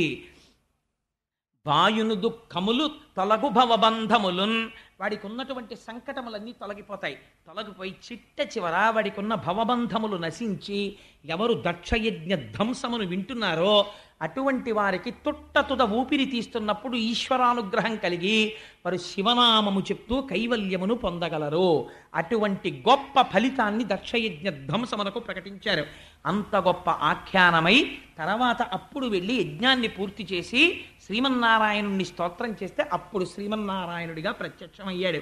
ఇప్పుడు చూడండి, ఒక బ్రహ్మమే శివుడిగా కనపడుతుంది, ఒక బ్రహ్మమే విష్ణువుగా కనపడుతుంది. అప్పుడు మళ్ళీ శ్రీమన్నారాయణుణ్ణి స్తోత్రం చేసి, స్వామి నువ్వు యజ్ఞభర్తవి, యజ్ఞభృత్ యజ్ఞకృత్ యజ్ఞీ యజ్ఞభుక్ యజ్ఞ సాధన అని ఆయనకి నమస్కరించారు. ఇవాళ దక్షయజ్ఞ ధ్వంసం ఎందుకు చెప్పవలసి వచ్చిందో చెప్పనండి. రేపటి రోజున మనం సత్యనారాయణ స్వామి వ్రతం చేస్తాం. సత్యనారాయణ స్వామి వారి యొక్క లీల ఆశ్చర్యకరమైనది. మీకు తెలుసో తెలీదో, మన ఊర్లోనే ఉన్నారు ఇప్పటికీ వారి వంశంలో వారు. ఒక మహానుభావుడికి కలలో కనపడి, నేను రత్నగిరి కొండ మీద అంకుడు చెట్టు కింద ఉన్నాను, నన్ను ప్రతిష్ఠ చేయమని కలలో కనపడి చెప్పారు.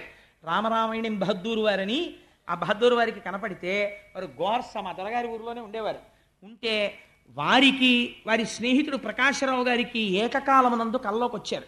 వస్తే రత్నగిరి కొండ ఎక్కడ ఉన్నది అని అప్పుడు వెతికారు. వెతికితే ఇప్పటికీ కూడా గ్రామదేవత ఒక ఆవిడుంది. ఆవిడ కొమరిగిరి పట్టణం నుంచి నడిచి వెళ్ళి అక్కడ వెలిసింది. అమ్మవారు స్వయంగా నడుస్తూ వెళ్ళింది అక్కడికి. అమ్మవారు అక్కడ ఉన్నది ఇప్పటికీ. ఆ రత్నగిరి కొండ ఎక్కడ ఉన్నది అంటే అమ్మవారు ఉన్న కొండ రత్నగిరి కొండ అని ప్రకాశరావు గారు ఆ రామరాయణం బహద్దూరు వారు ఇద్దరూ కలిసి కాగడాలు పెట్టుకుని అప్పుడు కొండంత పొదలు మధ్యాహ్నం వరకు వెతికి వెతికి వెతికి వెతికి ఇంకా వెతకలేక వేసారిపోయి ఓ చెట్టు కింద కూర్చున్నారు. కూర్చుని క్రూర జంతువులు ఉంటాయని డప్పులు కొట్టుకుంటూ తిరుగుతున్నారు. కూర్చుని, స్వామి నేనా నిన్ను వెతకడం, హనుమ వెతికితే సీతమ్మ కనపడిందా, నువ్వే అనుగ్రహించి మాకు కనపడాలి అన్నారు. అనేటప్పటికి ఆ చెట్టు కొమ్మలు ఇలా ఊగాయి, సూర్యకిరణాలు పడ్డాయి. పడేటప్పటికి అక్కడ కనపడ్డారు సత్యనారాయణ స్వామి వారు. ఆశ్చర్యపోయి సంతోషంతో ఆ చెట్టు కింద నుంచి స్వామిని తీసుకొచ్చారు. ఆ చెట్టు అంకుడు చెట్టు. అంకోలం నిజబీజ సంతతి రయస్కాంతో ఫలం సూచిక. శంకరులు అంటారు, అంకోల వృక్షానికో గమ్మత్తుంటుంది. చెట్టు పండు పండిపోయి తనంత తాను కింద పడిపోతుంది. పడిపోయిన తర్వాత బద్దలైపోగానే అందులో గింజలు మళ్ళీ టంగుని ఎగిరి చెట్టును అంటుకుంటాయి. అలా అంకుడు చెట్టు పరబ్రహ్మం.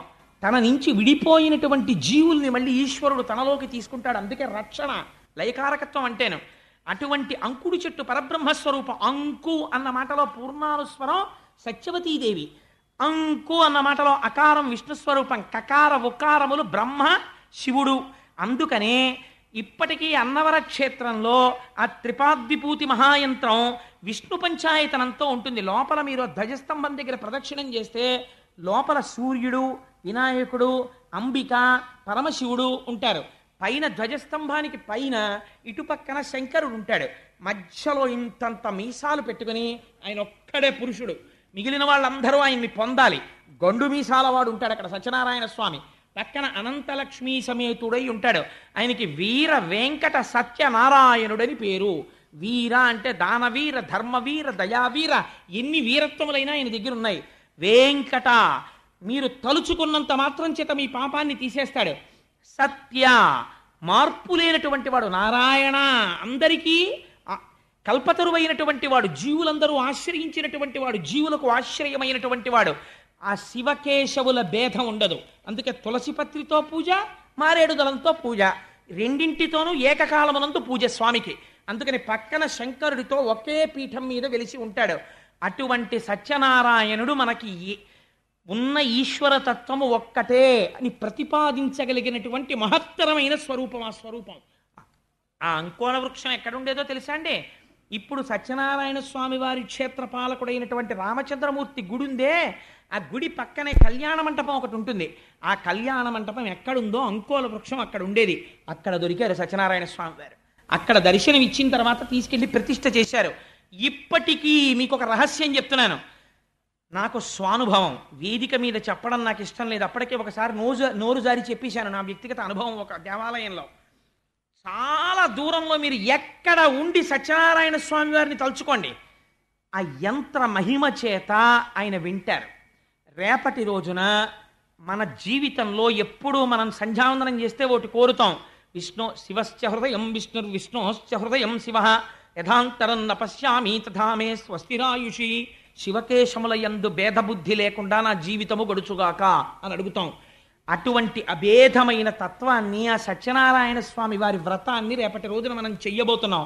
మీకు నేను ఒక్క విషయంలో క్షమార్పణ చెప్పాలి. ఇక్కడ చాలామందికి పాపం రేపటి వ్రతం చెయ్యాలి అని కోరికుంది. ఎప్పుడైనా మీకు నేను ఆ వ్రత కథ వెనక రహస్యం, అసలు ఆ మంటపం అలా ఎందుకు వేస్తారు, అది ఎప్పుడైనా ఉపన్యాసంలో చెప్తాను. ఇప్పుడు భాగవతంలో కుదరదు కాబట్టి. కానీ మీలో వ్రతానికి టికెట్లు దొరకని వాళ్ళు ఏమీ బెంగ పెట్టుకోకండి. నేను ఒక లఘు మార్గం చెప్తాను, మీ అందరూ వ్రతం చేసినట్టే. మీరు రేపటి రోజున అత్యంత ఆనందంతో సంతోషంతో గోపాలకృష్ణ గారికి చెప్పి బయట 3-4 పెద్ద పెద్ద కళాయిలు పెట్టిస్తాం. మీ చేత్తో ఇన్ని పువ్వులు పట్టండి చాలు. పత్రం పుష్పం ఫలం తోయం యోమే భక్త్యా ప్రయచ్చతి. మీరు తెచ్చినటువంటి పువ్వులు మీ హృదయముతో సమానము. మీరు తెచ్చిన పువ్వులు అందులో సమర్పించండి. ఈ పువ్వులు రేపు వ్రతం చేసే వాళ్ళ ద్వారా సత్యనారాయణ స్వామి వారి పాదాల మీద వేయిస్తాం. ఈశ్వరుడు భక్తికి లొంగిపోతాడు. మీరందరూ వ్రతం చేసిన ఫలితం సిద్ధిస్తుంది. వ్రతం అయిపోగానే అందరం కూర్చుని చక్కగా సత్యనారాయణ వ్రతం చేద్దాం. వ్రతం అయిపోయిన తర్వాత అంటే కాసేపు సౌకర్యం కోసం కూర్చున్న వాళ్ళు కాస్త ఏదో దీపారాధన అగరవత్తు అవి తిప్పాలి కాబట్టి కాసేపు లోపల కూర్చోవడం, అది మీరు ఆ వ్రతాన్ని చూడొచ్చు చుట్టూ కూర్చుని. అలాగే వ్రత కథని స్పీకర్లో వినొచ్చు. ఆ తాదాత్మతని పొందుతూ మీరు మానసికంగా చేసేయచ్చు. బయట కూర్చుని మీరు కూడా ఆవాహయామి స్థాపయామి పూజయామి అంటే కళ్ళు మూసుకుని ఓ తాంబూలం అక్షతా మంటపంలో పెట్టేసుకుంటూ ఉండొచ్చు. ఏమి దోషం లేదు.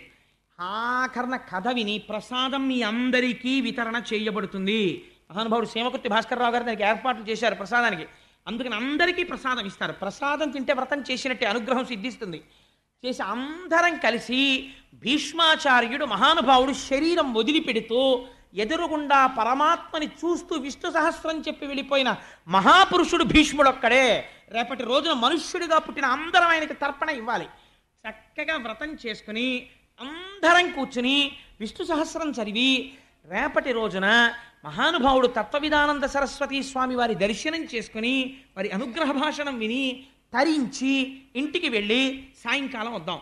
రేపు సాయంకాలం భారతంలోంచి దేవీ భాగవతంలోంచి అనుసంధానం చేస్తూ భీష్మాచార్యుడి జీవితాన్ని చెప్పి భాగవతాంతర్గతంగా కృష్ణ పరమాత్మను ఉద్దేశించి భీష్ముడు చేసిన స్తోత్రాన్ని వివరణ చేస్తాను.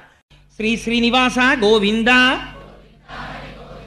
గోకులనందన గోవింద, శ్రీ వెంకటేశ గోవింద, గోవింద హరి గోవింద, గోకులనందన గోవింద, భక్తవత్సల గోవింద, గోవింద హరి గోవింద, గోకులనందన గోవింద, భాగవత ప్రియ గోవింద, గోవింద హరి గోవింద, గోకులనందన గోవింద, నిత్య నిర్మల గోవింద, గోవింద హరి గోవింద, గోకులనందన గోవింద, నీలమేఘశ్యామ గోవింద, గోవింద హరి గోవింద, గోకులనందన గోవింద, పురాణ పురుష గోవింద, గోవింద హరి గోవింద, గోకులనందన గోవింద, పుండరీకాక్ష గోవింద, గోవింద హరి గోవింద, గోకులనందన గోవింద, నందనందన గోవింద గోవింద హరి గోవింద గోకుల నందన గోవింద పాప విమోచన గోవింద గోవింద హరి గోవింద గోకుల నందన గోవింద దశరథనందన గోవింద గోవింద హరి గోవింద గోకుల నందన గోవింద శ్రీ వెంకటేశ గోవింద